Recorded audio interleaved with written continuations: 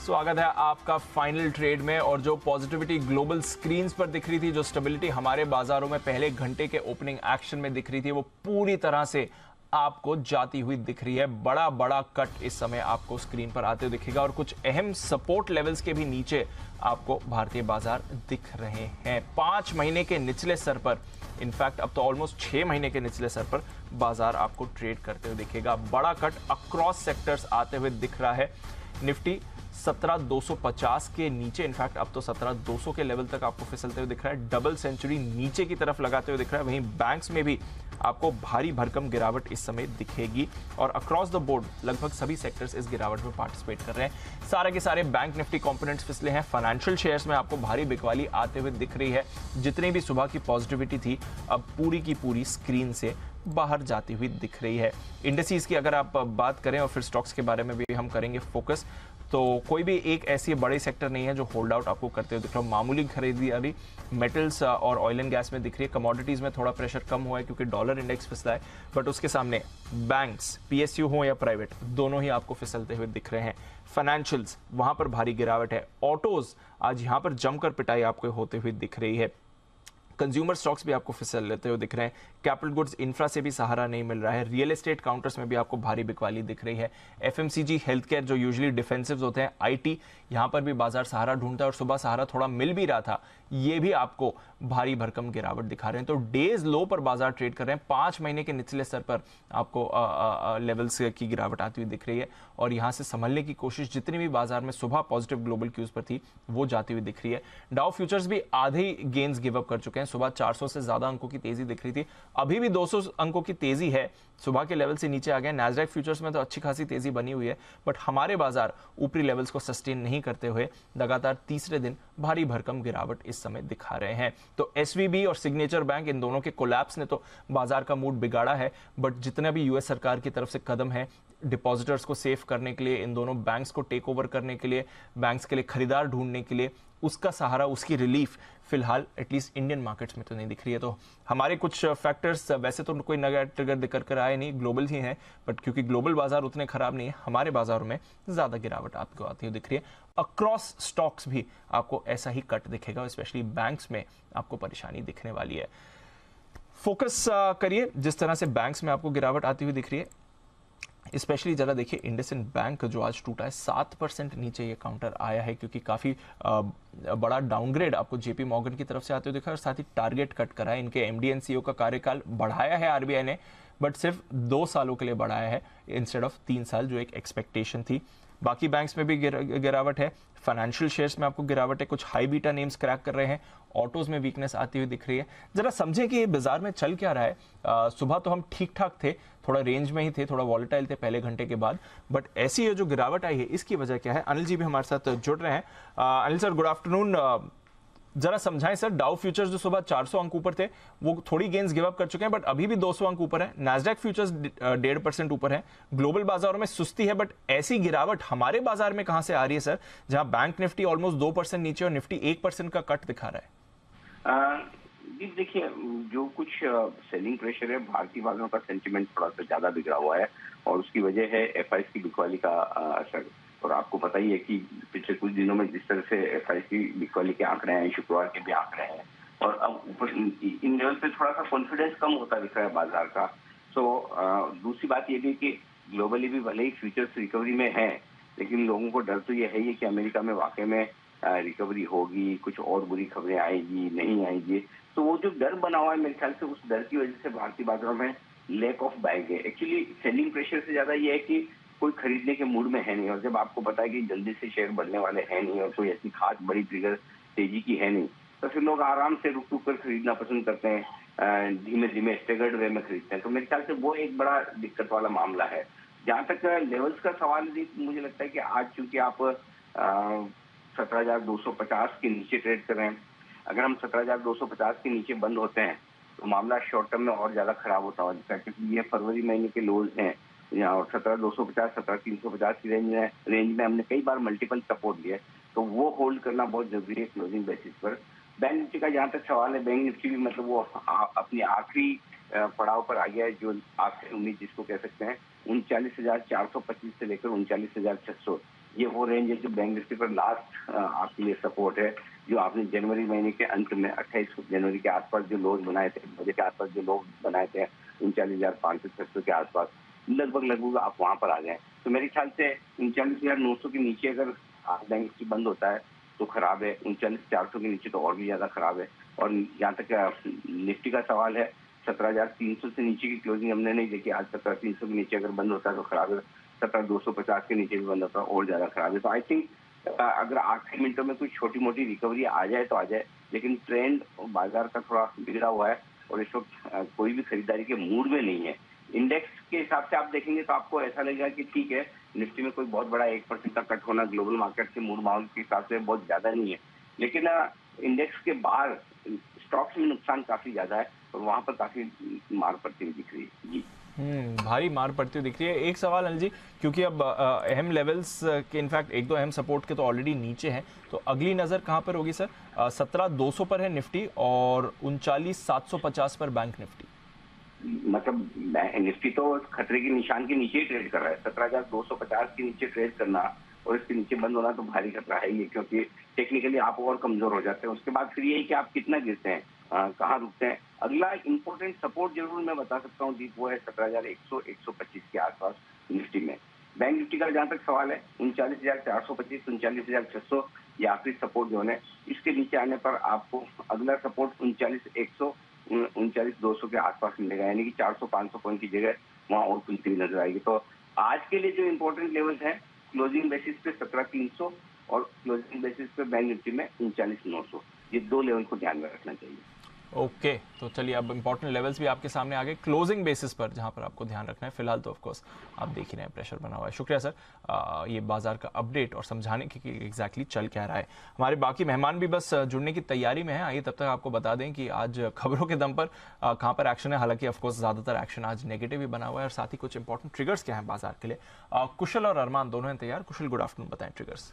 Good afternoon दीप। Triggers में एक तो फरवरी महीने का हमारा जो सीपीआई आंकड़ा आएगा, उससे कल देखना होगा कि बाजार क्या संकेत लेते हैं। साथ ही डिविडेंड को लेकर काफ़ी कंपनियों की बोर्ड बैठक है, जिसमें गेल, नाल्को और सन टीवी शामिल है। डेटा पैटर्न्स की भी बोर्ड मीटिंग है। यहाँ पर इशू प्राइस पर चर्चा की जाएगी, जो क्यूआईपी इन्होंने लॉन्च किया है उसको ध्यान में रखते हुए। साथ ही 14 मार्च यहाँ पर कल के लिए फरवरी महीने का WPI आंकड़ा भी हमारे पास आएगा। साथ ही हुडको पर नजर रखिए, अंतरिम डिविडेंड पर कंपनी की बोर्ड बैठक है और फंड जुटाने पर अपोलो पाइप्स भी विचार करता हुआ दिखेगा। नेचुरल गैस के मिनी फ्यूचर्स कॉन्ट्रैक्ट ये लॉन्च हो जाएंगे MCX पर, तो ये इंटरेस्टिंग होगा। साथ ही IPO दिवगी TTS इसकी लिस्टिंग होने वाली है, तो यहाँ पर नजर रखिए कि किस तरह से यहाँ पर कितने प्रीमियम या डिस्काउंट पर लिस्ट होता है। एस्ट्रल का जो बोनस शेयर इन्होंने जारी किया था 1:3 के रेशियो में, उसकी एक्स डेट है। और साथ ही ऑल इंपॉर्टेंट फरवरी महीने का CPI आंकड़ा US का, ये आपके सामने आएगा। तो इससे भी हम आगे की जो इनकी मॉनेटरी पॉलिसीज आने वाली हैं उससे एक इंडिकेशंस लेते हुए दिखेंगे। और अंत में बुधवार 15 मार्च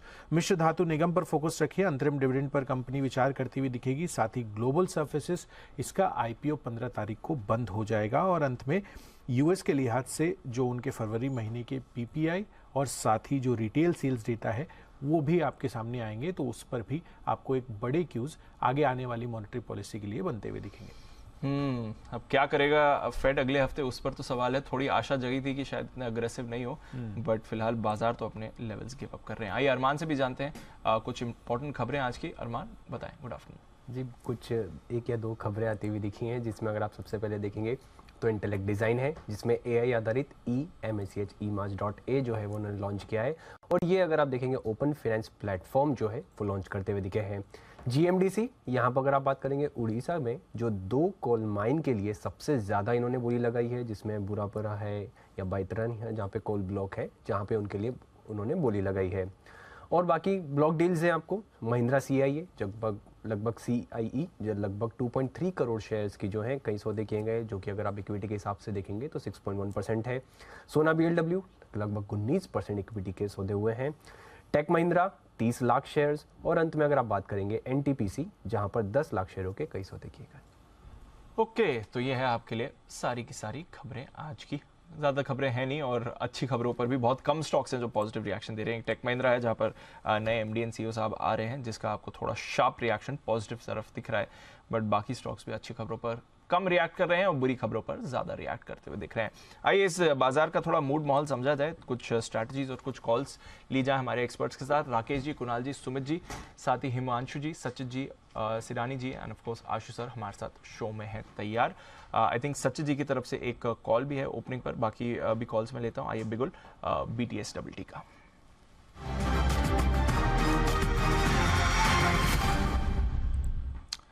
बताएं Sachit ji, good afternoon. Good afternoon Deepanshu, good afternoon Anil ji. Deepanshu, यहाँ पर अल्ट्राटेक सीमेंट का स्ट्रक्चर काफी दिनों से वीक रहा है एंड जिस तरीके से वापस इसने अपने एक इम्पॉर्टेंट सपोर्ट लेवल को रिविजिट किया है, मुझे लग रहा है एक ब्रेकडाउन के कगार पे है।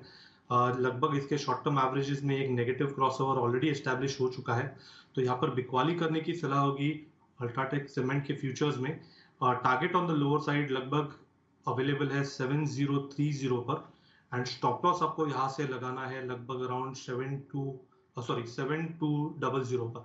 तो बिकवाली की सलाह है अल्ट्राटेक सीमेंट के फ्यूचर्स में 7200 के स्टॉप लॉस के साथ ऑलमोस्ट 7030 के टारगेट के लिए। ओके, तो यह है आपके लिए अल्ट्राटेक, जिसकी बिकवाली के साथ सचित जी अपना अकाउंट खोल रहे हैं। आइए हिमांशु जी के पास चलते हैं। हिटमैन हिमांशु।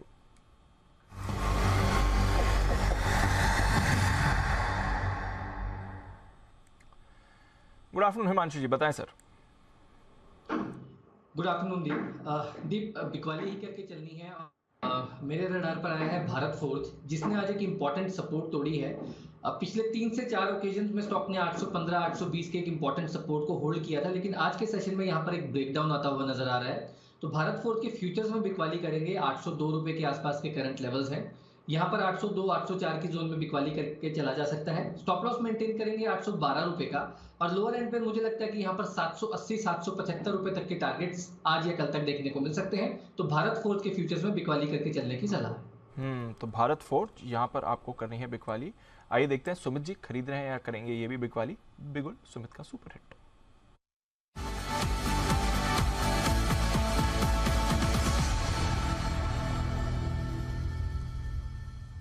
बताएं Sumit ji. Good afternoon sir. Good afternoon Deepanshu, sell call है मेरे रडार पे। मार्केट्स में एक अच्छी खासी करेक्शन देखने को मिल रही है। रिसेंट के लोज भी ब्रेक हो चुके हैं, तो सेल कॉल मेरे रडार पे आया है, जिसका अभी भाव चल रहा है 191 192। स्टॉक का नाम है डेल्टा कॉप। डेल्टा कॉप के अंदर सेलिंग प्रेशर है। हमने इसको एकदम लोअर लेवल्स पे बाय में पकड़ा था, उसके बाद एक अच्छा मूव देखने को मिला और पिछले 2 दिनों से ऊपरी लेवल से स्टॉक में अब सेलिंग प्रेशर देखने को मिल रहा है। आज भी स्टॉक में सेलिंग प्रेशर है, यहाँ पे बिकवाली करे। 200 रुपए का इसके अंदर रेजिस्टेंस है, साइकोलॉजिकल रेजिस्टेंस। जब तक ये ऊपर में टूटेगा नहीं तब तक तेजी बनेगी नहीं। 200 के स्टॉप लॉस से बिकवाली करके चलने का सलाह रहेगा। नीचे के अंदर 183 रुपए, ये इसका पहला टारगेट बनेगा। 183 का लेवल निकलने के बाद 178 रुपए तक का मूव भी डेल्टा कॉप में देखने को मिल सकता है। बिकवाली करके चलने का सलाह रहेगा 200 के स्टॉप लॉस से 183 178 के टारगेट्स के लिए। तो डेल्टा कॉप यहाँ पर भी आ रही है बिकवाली की राय, हम देख ही रहे हैं। अक्रॉस द बोर्ड अब आपके लिए सेल कॉल आती हुई दिख रही है। एक सीमेंट स्टॉक, एक ऑटो एंसिलरी स्टॉक और एक टूरिज्म और ट्रैवल से जुड़ा हुआ काउंटर। बट अक्टूबर के बाद पहली बार 17,200 के नीचे जो निफ्टी दिख रहा है, 6 महीने के निचले स्तर पर आ गए हैं। आइए थोड़ा इसके बारे में भी बात करते हैं। आशु जी भी हमारे साथ है तैयार, सिद्धार्थ जी भी हमारे साथ शो में जुड़े हुए हैं। आशु सर, जरा बाजार के बारे में बताएं। Late January of course Adani मामला है और उस पर हमारे बाजार ने रिएक्ट भी किया, जायज भी है। बजट की कोई भी पॉजिटिविटी नहीं आई।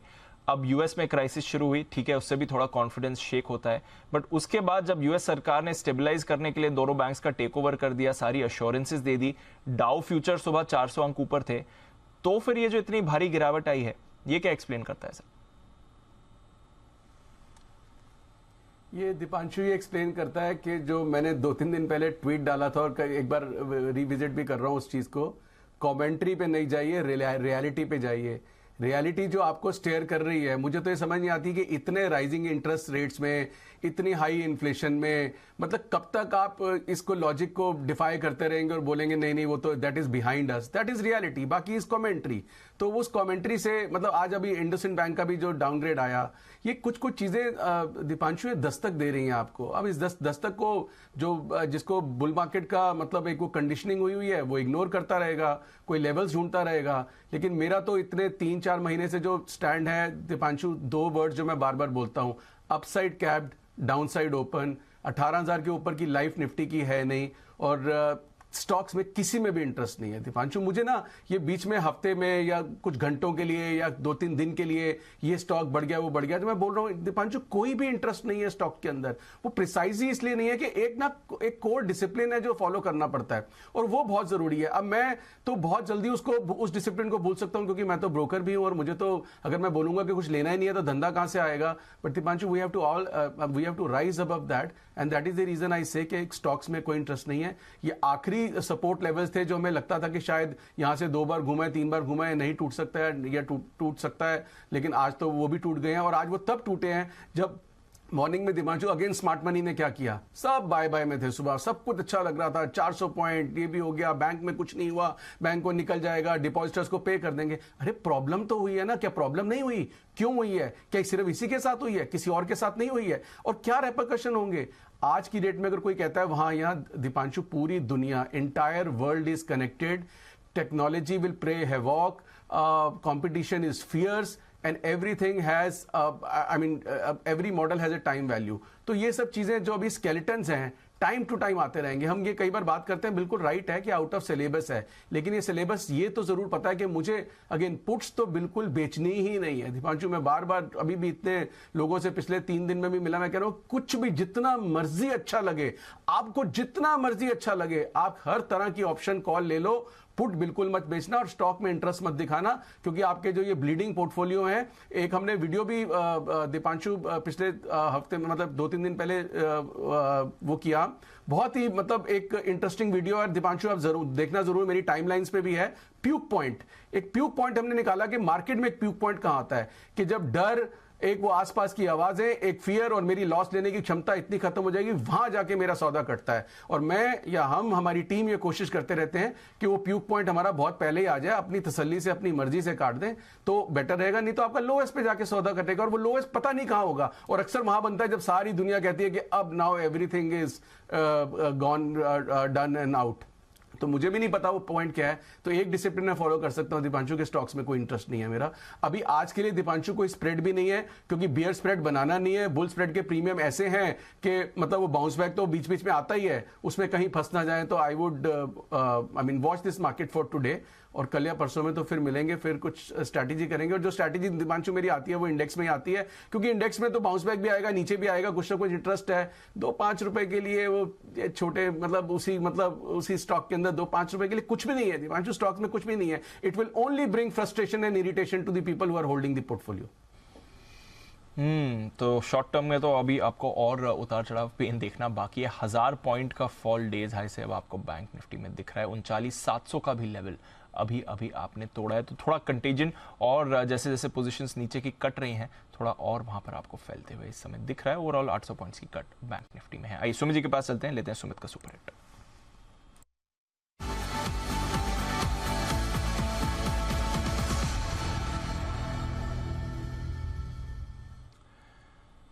सुमित जी, दीपांशु एक सेल कॉल और रडार पे है। स्टॉक का अभी भाव चल रहा है 80 रुपीज 50 पैसा, 80 रुपीज 80 पैसा फ्यूचर्स के अंदर। स्टॉक का नाम है मदरसन। मदरसन के अंदर सेलिंग प्रेशर है। मदरसन के अंदर यहां से गिरावट देखने को मिल सकता है। पिछले 2 दिनों से स्टॉक में ऊपरी लेवल से दबाव देखने को मिला था, और अब सेलिंग प्रेशर यहां से और बढ़ना चाहिए। स्टॉक के अंदर जो ऊपर में रेजिस्टेंस है 83 रुपीज का है। 83 के स्टॉप लॉस से मदरसन पे यहाँ पे सीएमपी पे बिकवाली। नीचे में जो टारगेट देखने को मिल सकता है 7750 का इसका पहला टारगेट होगा। ये लेवल टूटा तो 76 रुपए तक के लेवल मदरसन के अंदर देखने को मिल सकते हैं। बिकवाली करके चलने का सलाह रहेगा 83 के स्टॉप लॉस से 7750 और 76 के टारगेट्स के लिए। 7750 और 76 के टारगेट्स के लिए बिकवाली करके चलनी है समर्थना मदरसन। ये काउंटर आ रहा है। ऑटोज में वीकनेस अब आपको बढ़ती हुई दिख रही है। बैंक्स और फाइनेंशियल तो कमजोर है ही, ऑटोज का भी गिरावट बढ़ रही है। आइए हिमांशु जी की तरफ से भी एक कॉल है। हिटमैन हिमांशु।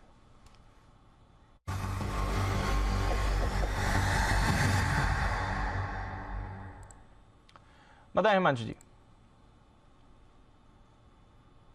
ऐसा लग रहा है कि 17,300 350 के नीचे अब स्ट्रॉन्ग जो स्टॉक्स थे जो बेसिकली अभी तक होल्ड कर रहे थे उनमें भी कहीं ना कहीं अनवाइंडिंग का भी प्रेशर है और फ्रेश शॉर्ट भी बिल्ड होते हुए नजर आ रहे हैं। जो एक स्ट्रॉन्ग स्टॉक था एलएनटी, यहाँ पर आज डेटा चार्ट सेटअप दोनों वीक होते हुए नजर आ रहे हैं। मुझे लगता है कि यहाँ पर अगर ये स्टॉक 2100 रुपए के लेवल को तोड़ता है तो यहाँ पर भी 100 से 150 रुपए की गिरावट आने वाले दिनों में और देखने को मिल सकती है। तो एलएनटी में वीक स्टैंस के साथ ट्रेड लेंगे और ये हम ऑप्शन के जरिए ट्रेड लेंगे।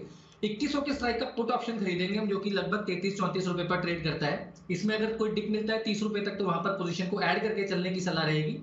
24 रुपए का स्टॉप लॉस लगाना है और मेरा मानना है कि यहाँ पर 45 और 54 45 और 54 के दो टारगेट्स 2100 की स्ट्राइक की पुट ऑप्शन में एलएनटी में देखने को मिल सकते हैं। तो एलएनटी की 2100 की पुट खरीदें। कैपिटल गुड्स भी अब आपको सहारा नहीं दे रहे हैं, इस पर भी आपको वीकनेस बनती हुई दिख रही है। तो बहुत कम स्टॉक्स हैं जहां पर होल्ड आउट आपको होते हुए दिख रहा है और वीकनेस यहां से बढ़ ही रही है।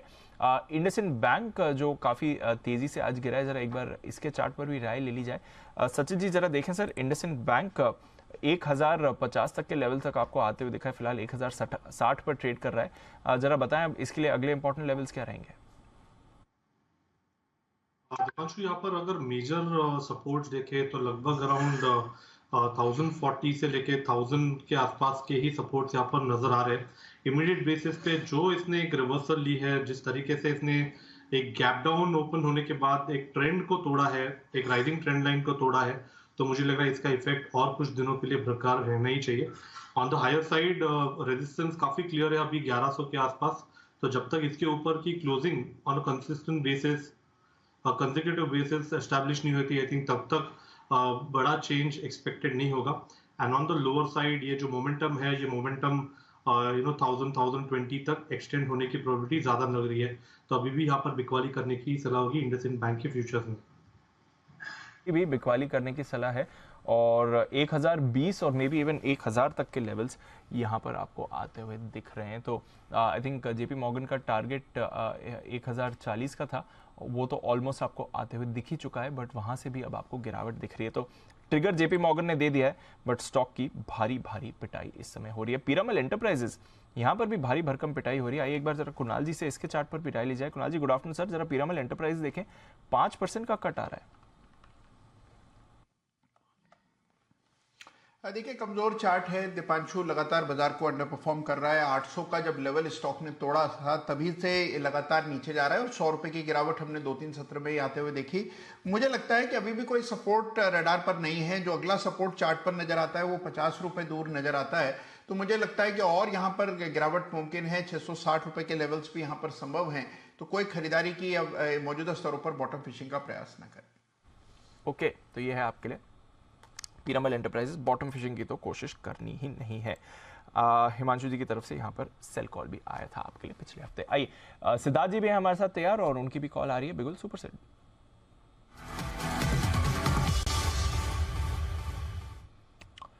गुड आफ्टरनून सिद्धार्थ जी, बताएं सर। गुड आफ्टरनून दीप और गुड आफ्टरनून सभी को।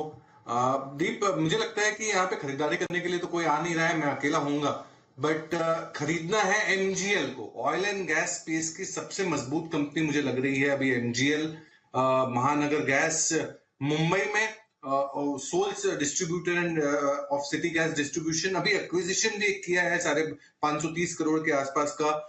यहाँ से मुझे लगता है कि एमजीएल काफी स्ट्रॉन्ग लग रहा है। आपको खरीदना है 2 ट्रांचेस में, एक अभी और एक 10 रुपए नीचे।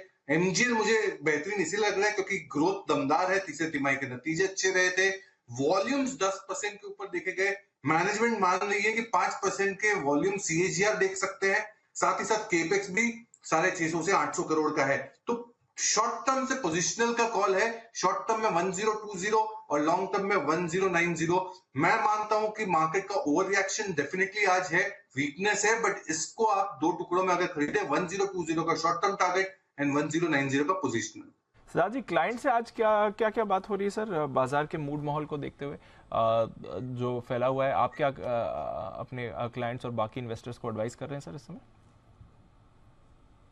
देखिए, डेफिनेटली क्लाइंट के पोर्टफोलियो में बहुत सारे स्टॉक्स हैं जो डेफिनेटली ब्लीड कर रहे हैं, बट अच्छी कंपनियों में एवरेजिंग करने का समय है, क्योंकि ऐसे ही मौके आते हैं जब ग्लोबल मूड माहौल थोड़े से खराब हो। हालांकि इंडेक्स के हिसाब से तो आज यूएस मार्केट उतने खराब नहीं है, बट इंडिया ओवर रिएक्ट कर रहा है। हो सकता है कि समथिंग बिहाइंड द कर्व्स हो, बट ओवरऑल पर्सपेक्टिव से यही मौके हैं जहां पे क्लाइंट्स के पोर्टफोलियो में स्टॉक्स में नुकसान है, यही मौके हैं एवरेजिंग करने के। बट एवरेजिंग करने के ये मौके नहीं है कि सारा ही आप अपना फंड फ्लो कर दें, बट ओवरऑल पर्सपेक्टिव से थोड़ा बहुत निबलिंग हो रहे हैं क्लाइंट द्वारा भी।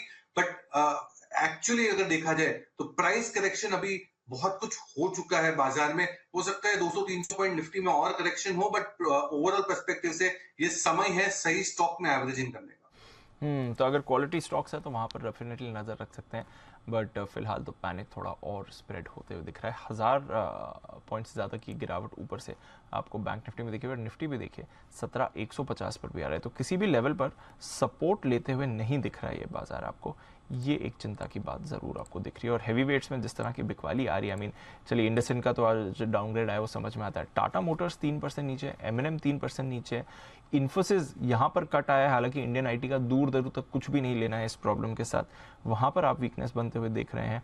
SBI फिसला है, एक्सिस फिसला है, L&T की बात अभी चल रही थी, Titan, hero MotoCorp, Asian paints, तो अक्रॉस द बोर्ड ये सेलिंग प्रेशर जो है वो आपको बढ़ते हुए दिख रहा है। एक इन्फोसिस के चार्ट पर भी राय ली जाए बंसल जी की तरफ से। Bansal ji good afternoon sir, जरा इन्फोसिस देखें, इस पर भी 2.5% का कट आ रहा है इस समय, जरा बताएं इसके लिए अब इंपॉर्टेंट लेवल्स कहाँ पर आते हैं? 1430 तक तो आ ही गया है। Good afternoon Deepanshu, important level नहीं, इसने तो एक इंपॉर्टेंट लेवल आज तोड़ा है, 1445 का एक इंपॉर्टेंट लेवल है, उसको इसने तोड़ा है। तो अभी आप नेक्स्ट सपोर्ट देखें तो वो लगभग 1400 के अराउंड आता है। तो एज ऑफ नाउ दूर रहने की राय है।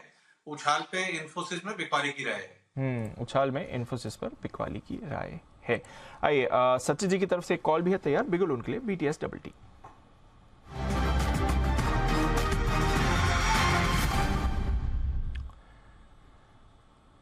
बताएं सचिन जी। दीपांशु, यहाँ पर थोड़ी देर पहले हमने हमारे क्लाइंट्स को ये ट्रेड रेकमेंड किया है। वीकनेस है DLF के फ्यूचर्स में, एंड कहीं जाकर मुझे लग रहा है ये वीकनेस लगभग अराउंड 335 336 तक एक्सटेंड होगी। तो यहाँ पर फ्रेश शॉर्ट्स ऐड करने की सलाह होगी। स्टॉप लॉस आपको यहाँ से लगाना है अराउंड 348.30 पे, एंड फ्रेश शॉर्ट्स ऐड करने हैं DLF के फ्यूचर्स में 335 के टारगेट के लिए। तो ये है आपके लिए DLF, जहां पर रखनी है नजर। ये स्टॉक भी आपको फिसलते हुए इस समय दिख रहा है। बाय द वे DLF से याद आई, आशु जी के रेडार पर भी है। आशु जी, एक स्प्रेड भी बनवाया था DLF का, आई थिंक पिछले हफ्ते वेडनेसडे को एक स्प्रेड बनाया था। कोई राय सर DLF पर गिरावट को देखते हुए और स्प्रेड पर अपडेट? दीपांशु, एब्सोल्युटली DLF का अपडेट बहुत इंपॉर्टेंट है। और Deepanshu, now again the value of spread, 4.5 रुपए में स्प्रेड था, 2 रुपए का लॉस हो रहा है। इतनी हाहाकार मची हुई है, 2 रुपए का स्टॉप लॉस, 2 रुपए का लॉस हो रहा है, क्योंकि 4.5 रुपए की कॉस्ट थी। और किसी ने बुक करना तो दीपांशु कर भी सकते हैं। आई वैल्यू सचिन की जो रीडिंग है, इट को turn out to be true, because reason being मैंने ये मेंशन किया था 350-55 पे 2-3 बार सेल कॉल्स या सेल चार्ट्स पे नजर आए थे, लेकिन वहां से रिवर्सल होता था और मुझे लग रहा था कि वो होगा। लेकिन दीपांशु, सबसे इंपॉर्टेंट चीज इस ट्रेड की क्या है? Discipline of how to trade. मेरा स्टॉक्स में कोई इंटरेस्ट नहीं है, सिर्फ DLF में हमने कहा था कि शायद इस वजह से, और 4.5 रुपए is the maximum I can attribute for a long trade, जिसमें से भी अभी 2 रुपए का लॉस हो रहा है, 2.5 रुपए आपको मिल जाएंगे, बुक कर सकते हैं। That is the maximum loss and that is the beauty of the trade. Otherwise Deepanshu, plain vanilla buy तो बिल्कुल भी नहीं। दीपांशु, ये IEX 5EX अभी 152 हो गया था कल परसों में, फिर ये मतलब ये L&T फाइनेंस, मतलब अशोक लेलैंड, ये सारे के सारे, टाटा पावर, ये बीच बीच में उछल के आते हैं दीपांशु, लेकिन मुझे इनमें किसी में फंसना है ही नहीं। I am ready to lose the opportunity, but I am not ready to lose genuine and hard earn money in this market. मैं अपॉर्चुनिटी मिस कर जाऊंगा। अक्टूबर में मिस की, नहीं की, नवंबर दिसंबर में मिस की, नहीं की, जनवरी में मिस की, नहीं की, फरवरी में मिस की, मैं मार्च में एक और डिसिप्लिन अडॉप्ट करूंगा। मिस हो जाएगी, हो जाए, कुछ पैसे बन सकते थे, नहीं बनेंगे ना, कोई प्रॉब्लम नहीं। लेकिन ये जो थप्पड़ पड़ते हैं ना दीपांशु, जो मैं बोल रहा हूं, और ऑब्वियस हिस्ट्री कि वो दिसंबर का माल जनवरी में बिकेगा, फिर फरवरी में बिकेगा, और उस दिन मैंने एक और ऑब्वियस हिस्ट्री को पिन पॉइंट किया था कि 3 महीने की मंदी के बाद चौथी आज तक नहीं हुई है, पिछले 4 बार से नहीं हुई है। अभी तक तो देख लो दीपांशु क्या हो रहा है। So I am also much ours to this obvious history. Obvious history तब तक रहती है जब तक वो हिस्ट्री आप और मैं डिस्कस नहीं करते। जिस दिन मैंने और आपने डिस्कस कर ली हिस्ट्री और ऑब्वियस हिस्ट्री बन गई, सोशल मीडिया पे आ गई, मतलब वो हिस्ट्री नहीं है, मतलब उसका उल्टा होने वाला है, या सीधा शायद नहीं होगा। So these are certain discipline Deepanshu which I purely follow, और शायद वो मुझे आज तक बचाते रहे हैं। शायद कुछ कम भी कमा के देते रहेंगे, but I M okay with that. तो इसलिए मैंने कहा कि मुझे वो स्प्रेड था, बिल्कुल था, 2 रुपए का लॉस है, चला गया, कोई फर्क नहीं पड़ता, फिर बना लेंगे कभी भी। ओके, तो 2 रुपए का लॉस है, अगर आप चाहें तो एग्जिट कर सकते हैं, जो आशु जी की तरफ से अपडेट आ रहा है। सचिन जी ने भी अभी आपको सेल कॉल दिया है डीएलएफ पर। By the way, Dow futures अब अपनी गेंस गिव अप कर रहे हैं। सुबह 400 पॉइंट ऊपर थे, शो की जब हमने शुरुआत करी थी तो 200 पॉइंट ऊपर थे, अब आपको 100 पॉइंट ऊपर दिख रहे हैं। तो थोड़ा अब डर यूएस मार्केट्स में भी आते हुए दिख रहा है कि आज शाम रिएक्शन क्या होगा। ओवर द वीकेंड तो इतने सारे अपडेट्स आ ही गए हैं, इसके बारे में थोड़ी देर में हम आपको बताएंगे भी, बट आज शाम को क्या होगा। अब पॉजिटिविटी जो भी थी सुबह की, वो काफी हद तक गिव अप कर दी है अमेरिकी फ्यूचर्स ने। आइए 2:30 बज चुके हैं और करते हैं स्वागत सेठी साहब का, सदाबहार सेठी साहब की शॉर्ट टर्म पिक्स के लिए।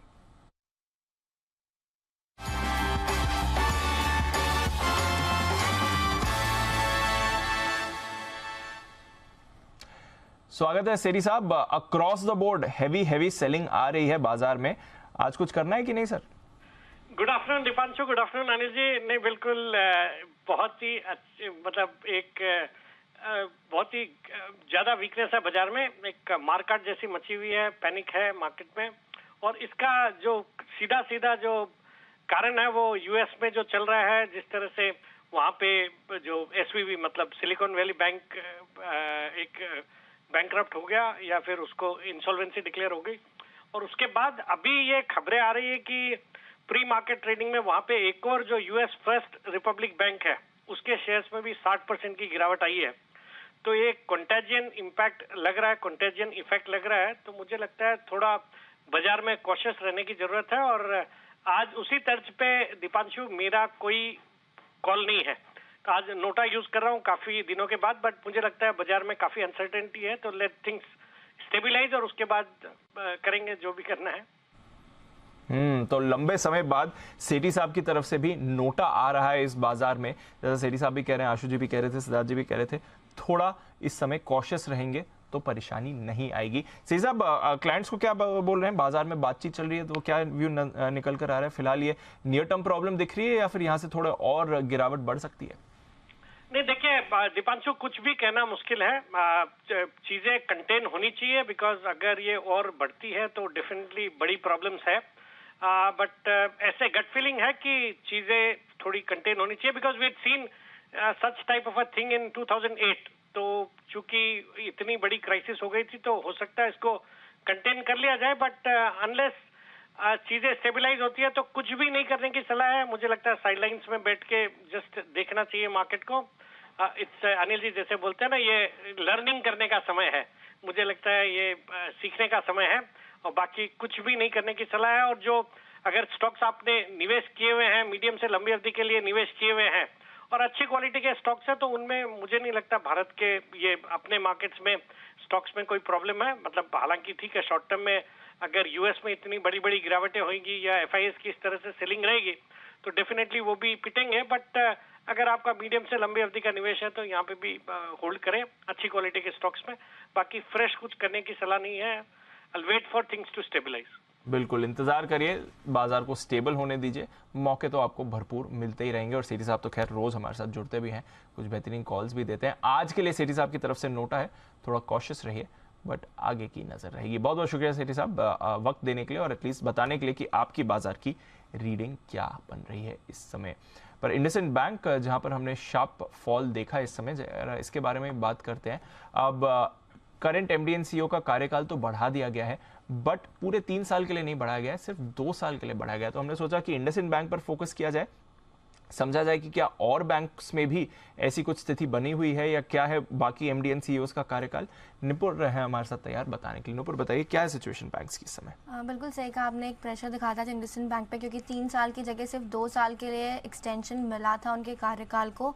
अब बाजार की नज़र बाकी बैंक्स पर भी है, जहाँ पे जो एमडी और सीईओ का कार्यकाल है वो आने वाले समय में ख़त्म हो सकता है। सबसे ऊपर इस लिस्ट में सिटी यूनियन बैंक, जिनके एमडी और सीईओ मिस्टर एन रामाकोड़ी जी है, जो अगले ही महीने उनका जो कार्यकाल है वो समाप्त हो जाएगा, तो इस पे नज़र रहेगी कि इनका जो एक्सटेंशन है वो कितने समय के लिए आता है या यहाँ पे कुछ बदलाव होता है। इनफैक्ट आईसीआईसीआई बैंक और एचडीएफसी बैंक ये दो बड़े बैंक है जिनके भी जो एमडी सीईओ हैं उनका कार्यकाल इसी साल अक्टूबर के महीने में ख़त्म होता दिखेगा। तो यहाँ पर भी नज़र रहने वाली है, क्योंकि यहाँ भी जो एक्सटेंशन आएगा या यहाँ पे कोई बदलाव होता है उस पर बाजार की नज़र रहेगी। इसके अलावा अगर बात करें तो कोटक महिंद्रा बैंक, मिस्टर उदय कोटक जो अभी फिलहाल एमडी सीईओ के पद पर है, उनका भी एक्सटेंशन दिसंबर 23 में ख़त्म हो जाएगा। तो ये बैंक भी नज़र में रहने वाला है। अगर यहाँ पे भी कोई बदलाव होता है तो एक इम्पैक्ट यहाँ पर भी दिख सकता है। एक्सिस बैंक हालांकि इसका तो दूर है, अगले साल के दिसंबर 2024 में, लेकिन यहाँ पर भी नज़र रहने वाले। अब ये इम्पॉर्टेंट क्यों है? इम्पॉर्टेंट ये इसीलिए क्योंकि इंडसइंड बैंक के लिए अब लोगों का ये मानना या बाजार ये लेके चल रहा है कि इस मूवमेंट पर अगर बदलाव, जब ब्याज दरों में इतनी बढ़ोतरी हो रही है और समय बदल रहा है बैंकिंग इंडस्ट्री के लिए, जब इंटरेस्ट रेट बढ़ाए जा रहे हैं, ऐसे माहौल में अगर कोई भी बदलाव होता है एमडी में और सीईओ में या उनका एक्सटेंशन कम होता है अप्रूव, तो बैंक की ग्रोथ में कुछ फर्क हो सकता है, कुछ असर पड़ सकता है, ग्रोथ धीमी हो सकती है, ऐसा बाजार लेके चल रहा है। इनफैक्ट जो टेन्योर एक्सटेंशन सिर्फ 2 साल का किया गया इंडसइंड बैंक के केस में, हालांकि जो रीजन है क्यों ये 3 साल की जगह 2 साल के किया गया वो बहुत अनसर्टेन है, अभी तक वहाँ पे क्लैरिटी नहीं मिल पाई है। पहले भी ऐसा हुआ है कितनी बार बैंक्स में कि एक्सटेंशन कम और ज़्यादा दिए गए हैं बहुत सारे बैंक के केसेस में, लेकिन फ़िलहाल जो बदलता माहौल है इंटरेस्ट रेट्स को देखकर, यहाँ पे अगर कोई भी बदलाव होता है, एक्सटेंशन कम मिलता है या कोई बदलाव होता है एमडी सीईओ में, तो एक ग्रोथ का कंसर्न आता है सारे बैंक्स के लिए। सबसे ऊपर फिलहाल नज़र सिटी यूनियन बैंक पे, जिनकी जो एमडी सीईओ की एक्सपायरी डेट है वो नेक्स्ट मंथ ही है, 30 अप्रैल को।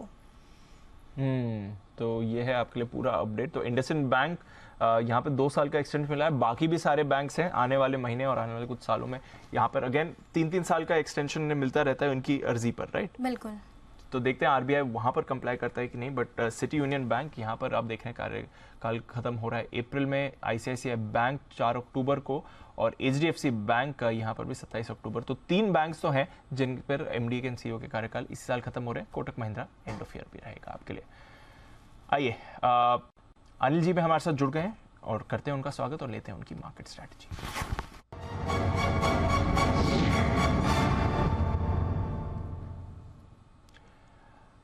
Anil ji welcome back. Update ये है सर कि डाउ फ्यूचर्स तो आज सुबह 400 पॉइंट ऊपर थे, अभी 2 बजे जब हमने शो की शुरुआत करी थी 200 पॉइंट ऊपर थे, अब आपको सिर्फ 75 पॉइंट ऊपर दिख रहे हैं। तो डाउ फ्यूचर्स में भी ऊपर से काफी तेज गिरावट आई है। नास्डैक फ्यूचर्स भी अब 0.5% ही ऊपर है, जो सुबह ऑलमोस्ट 2% की तेजी दिखा रहे थे। तो गेन्स तो अमेरिकी फ्यूचर्स भी इस समय गिव अप कर रहे हैं। खैर हमारे बाजार तो 6 महीने के निचले स्तर पर ऑलरेडी है सर, 17,150 के भी नीचे आ गया है निफ्टी, तो इंपॉर्टेंट लेवल्स और भी तोड़े हैं और 39,600 के नीचे आ गया है बैंक निफ्टी। भारी भरकम गिरावट चल रही है सर, बताएं क्या करना है? हालत तो बड़ी खराब ही है और किसी भी लेवल पर बाजार को कोई सपोर्ट मिल नहीं रहा है। निफ्टी ने तो जो सबसे ज्यादा इंपॉर्टेंट सपोर्ट लेवल थे 17,250 के, वो भी तोड़ दिए, उसके काफी नीचे ट्रेड कर रहा है। तो अब इमीडिएटली अब नेक्स्ट सपोर्ट जो है वो भी 17,100-125 का, वहां पर भी आप पहुंच ही गए हैं, लगभग 17,100 मान लीजिए, राउंड फिगर है, बड़ा लेवल है। बैंक निफ्टी जरूर अभी अपने आखिरी सपोर्ट पर है, जो 39,425 से 39,600 की रेंज का जो बैंक निफ्टी का सपोर्ट है। बैंक निफ्टी में फ्रेश कमजोरी 39,400 के नीचे होगी, ये वही कमजोरी होगी जैसे कि आपको निफ्टी में 17,250 के नीचे फ्रेश कमजोरी का संकेत मिला है। जहाँ तक सवाल डेटा का है, एक चीज क्लियर है कि निफ्टी में लॉन्ग पोजीशन ज्यादा फंसी हुई है, क्योंकि 17,400 के फुट पर हाईएस्ट ओपन इंटरेस्ट है 62 लाख शेयरों का, ये वीकली सीरीज है उसका, और उसके लिहाज से यहाँ पर अभी भी एक्शन थोड़ा और लॉन्ग पोजीशन अनवाइंड होने का हो सकता है, तो वहां पर वो रिस्क अभी भी बनी हुई है। जहाँ तक बैंक निफ्टी का सवाल है, यहाँ पर भी डेटा साफ दिखा रहे हैं कि कमजोरी की तरफ, लेकिन एक इंटरेस्टिंग डेटा जो बैंक निफ्टी का दिख रहा है, फुट कॉन रेशियो घटकर 0.5 के आसपास आ गया है, यानी कि लगभग ओवरसोल्ड होने के नजदीक आपके बैंक निफ्टी के डेटा आपको नजर आएंगे। So I think bank Nifty oversold होने के संकेत दे रहा है। और जहां तक निफ्टी का सवाल है, निफ्टी में अभी भी थोड़ा सा शायद 17,100 तक की जगह दिख रही है, क्योंकि पुट्स में जो पोजीशन बनी है वो अनवाइंडिंग होने का खतरा है। So I think global uncertainty जो है जिस तरह से, और अभी मैं देख रहा था अमेरिका में एक और जो कोई बैंक है फर्स्ट बैंक करके, वो प्री ओपनिंग सेशन में वहाँ पर प्री ट्रेड्स में लगभग 50-60% वो नीचे ट्रेड कर रहा है। तो यानी कि अभी भी कुछ और ऐसी खबरें या इस तरह की दिक्कतें आ सकती है जो आपको परेशान कर सकती है। इसलिए मेरा ये मानना है सावधानी रखें, अपनी ट्रेडिंग पोजीशन मिनिमम रखें और स्टॉप लॉस के साथ ट्रेल करते चलें तो बेहतर वही है। निवेशकों का जहाँ तक सवाल है, एक आध दिन में जब सेटल होने के थोड़े से जब संकेत आते हैं तब आपकी इंस्टॉलमेंट आगे अगर पैसा लगाने की इच्छा है तो वो जानी चाहिए। तो अदरवाइज बेहतर है वेट एंड वॉच वाली स्ट्रेटजी में रहें। जी बिल्कुल, तो वेट एंड वॉच वाली पॉलिसी में ही रहें, वही बेस्ट स्ट्रैटेजी है इस समय बाजार के लिए। कोई एडवेंचर करने की ज़रूरत नहीं है। शुक्रिया अनिल जी बाजार पर ये अपना अपडेट और स्ट्रैटेजी बताने के लिए। तो गिरावट इस समय बनी हुई है और डाउ फ्यूचर्स लगातार इसी हम बात करें, जो अनिल जी से बात कर रहे थे, 50 पॉइंट ही ऊपर अब ये बचे हैं। तो गेंस काफ़ी तेज़ी से अमेरिकी फ्यूचर्स अब आपको गिर देते हुए दिख रहे हैं और डर बन रहा है कि यहाँ से आपको और कमज़ोरी आते हुए दिखेगी।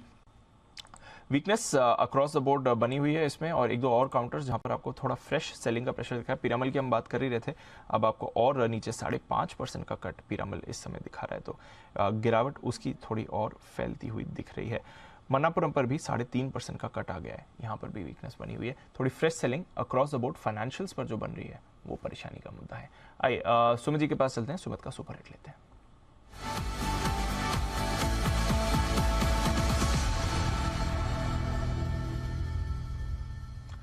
बताएं सुमित जी। दीपांशु सेल कॉल रडार पे है। स्टॉक का अभी भाव चल रहा है फ्यूचर्स के अंदर 221 रुपए 25 पैसा। स्टॉक का नाम है कोल इंडिया। कोल इंडिया के अंदर सेलिंग प्रेशर है, कोल इंडिया के अंदर दबाव देखने को मिल रहा है। यहाँ पे सीएमपी पे बिकवाली करे, जिन्होंने सेल का व्यू ले रखा है वो लोग होल्ड करें। 226 रुपए का इसके अंदर ऊपर में रेजिस्टेंस है, तो 226 रुपए का इसके अंदर स्टॉप लॉस लगा के कोल इंडिया में बिकवाली करके चलने का सलाह रहेगा। नीचे में जो टारगेट देखने को मिल सकता है, पहला टारगेट बनेगा 216 रुपए का। 216 रुपए का लेवल ब्रेक हुआ तो 213 रुपए तक के लेवल कोल इंडिया में ट्रेडिंग मोमेंटम के लिहाज से देखने को मिल सकते हैं। तो बिकवाली करके चलने का सलाह रहेगा कोल इंडिया में। बिकवाली करें कोल इंडिया में, यहाँ पर आपके लिए फ्रेश सेल कॉल आती हुई दिख रही है। अब वही है, इस बाजार में मुश्किल नहीं होगा सेल कॉल ढूंढने के लिए। किसी भी स्टॉक पर देखें वहाँ पर आपको वीकनेस ही आती हुई दिखेगी। वेदांता, इस पर भी रखिए नज़र, क्योंकि सुबह जब हम बात कर रहे थे तो स्टॉक पॉजिटिव था और गेंस थी 2-2.5% ऊपर आपको ट्रेड करते हुए दिख रहा था, अब आपको 1-1.5% नीचे दिख रहा है। सचिन जी, काफ़ी शार्प रिवर्सल हुआ है वेदांता में पिछले आधे घंटे में, स्पेशली काफ़ी शार्प सेलिंग आई है, जरा देखें इसे। दीपांशु, ये अपने हाई से जरूर नीचे आया है बट इंटेंसिटी ऑफ फॉल इतनी नहीं है। इनफैक्ट ओवरऑल मेटल पैक्स को देखें तो अच्छी तरह रेजिलिएंट है डिस्पाइट अपने नेगेटिव जोन में ट्रेंड होने के बावजूद। तो यहाँ पर मुझे लग रहा है थोड़ा सा कॉशियस ही रहना चाहिए। इमीडिएट बेसिस पे फ्रेश शॉर्ट पोजीशंस ऐड करने की सलाह नहीं होगी। ये एक ऐसा सेक्टर है जो अवॉइड किया जा सकता है एंड प्रॉब्ली अगर यहाँ से रिवर्सल बन जाता है 288 290 का लेवल अगर वापस रिविजिट हो जाता है तो डेफिनेटली एक अच्छा बाइंग ट्रेड यहाँ पे इमर्ज होने की प्रोबेबिलिटी ज्यादा नजर आ रही है।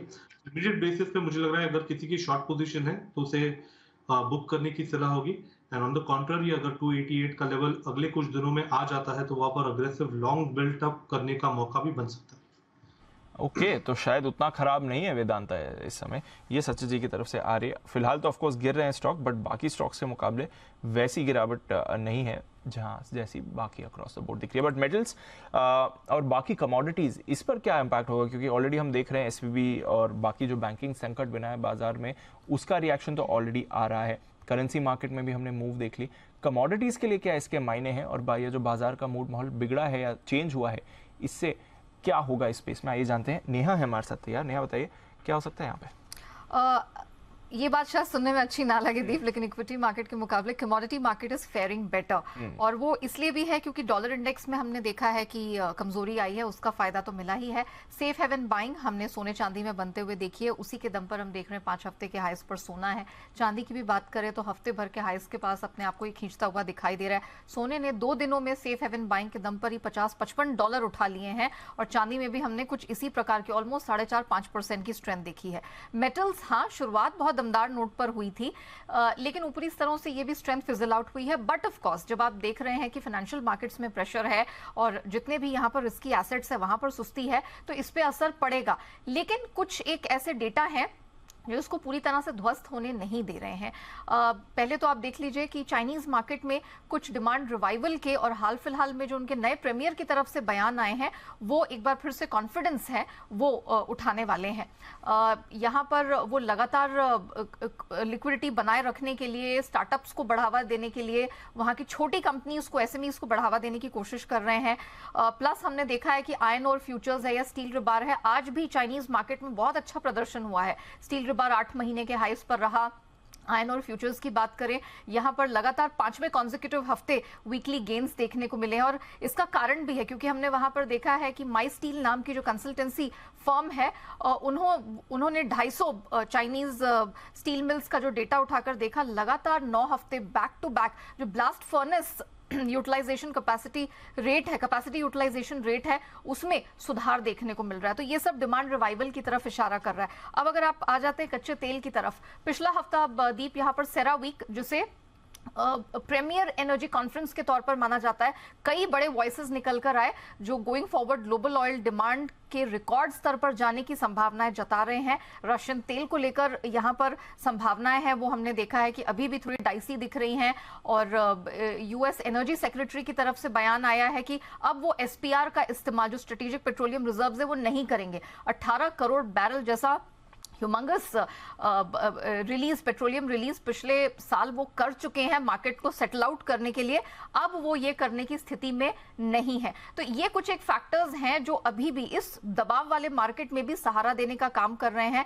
एंड ऑफ कोर्स यहाँ पर हम देख ही रहे हैं कि जिस प्रकार से डॉलर इंडेक्स में सुस्ती आई है उसका सपोर्ट मिला हुआ है। तो ऑल इन ऑल आप ये कहेंगे कि बहुत ज्यादा कमजोरी नहीं है, सोना चांदी अच्छा परफॉर्म कर रहे हैं, लेकिन अगर आप एनर्जी कॉम्प्लेक्स को देखें या मेटल्स को देखें तो इसमें दायरे का ट्रेड हो रहा है। लेकिन हाँ, ऑफ कोर्स उठापटक से ये भी अछूते नहीं है। तो उठापटक यहाँ पर भी आ रही है, बट फिलहाल हम देख रहे हैं एक शार्प रिवर्सल गोल्ड और सिल्वर में है जहां पर आपको बड़ी बड़ी तेजी बनती हुई दिख रही है। गोल्ड देखिए 1.25% ऊपर है भारतीय प्राइसेस में और सिल्वर पर भी रखिए नजर, यहाँ पर भी बड़ी तेजी आपको बनती हुई दिख रही है। If I may just add, ANZ की आज ही हमने एक फोरकास्ट आते हुए देखी है और उन्होंने इस साल के लिए जो अपना सोने पर फोरकास्ट है $100 से बढ़ा दिया है। $100 हाँ, और $2000 का लेवल देख रहे हैं। $2000 तक का लेवल वो बनता हुआ यहाँ देख रहे हैं। एवरेज $1800 के पास देख रहे हैं अगले 3 महीने के अंदर। तो अब हम देखेंगे कि और कितने गोल्ड और सिल्वर पे यहाँ पर अपग्रेड्स निकल कर आते हैं। पहला तो ये आया है। तो एक बार जरा चार्ट्स पर भी बात कर ली जाए। इक्विटीज पे तो हम देख ही रहे हैं 1 वे मूव है, एटलीस्ट कमोडिटीज में थोड़ा आपको वेरिएशन दिख रहा है। सुमित जी जरा गोल्ड का चार्ट देखें और फिर हिमांशु जी से सिल्वर के बारे में बात करता हूं। But gold Sumit ji 56,780 almost 800 के लेवल पर।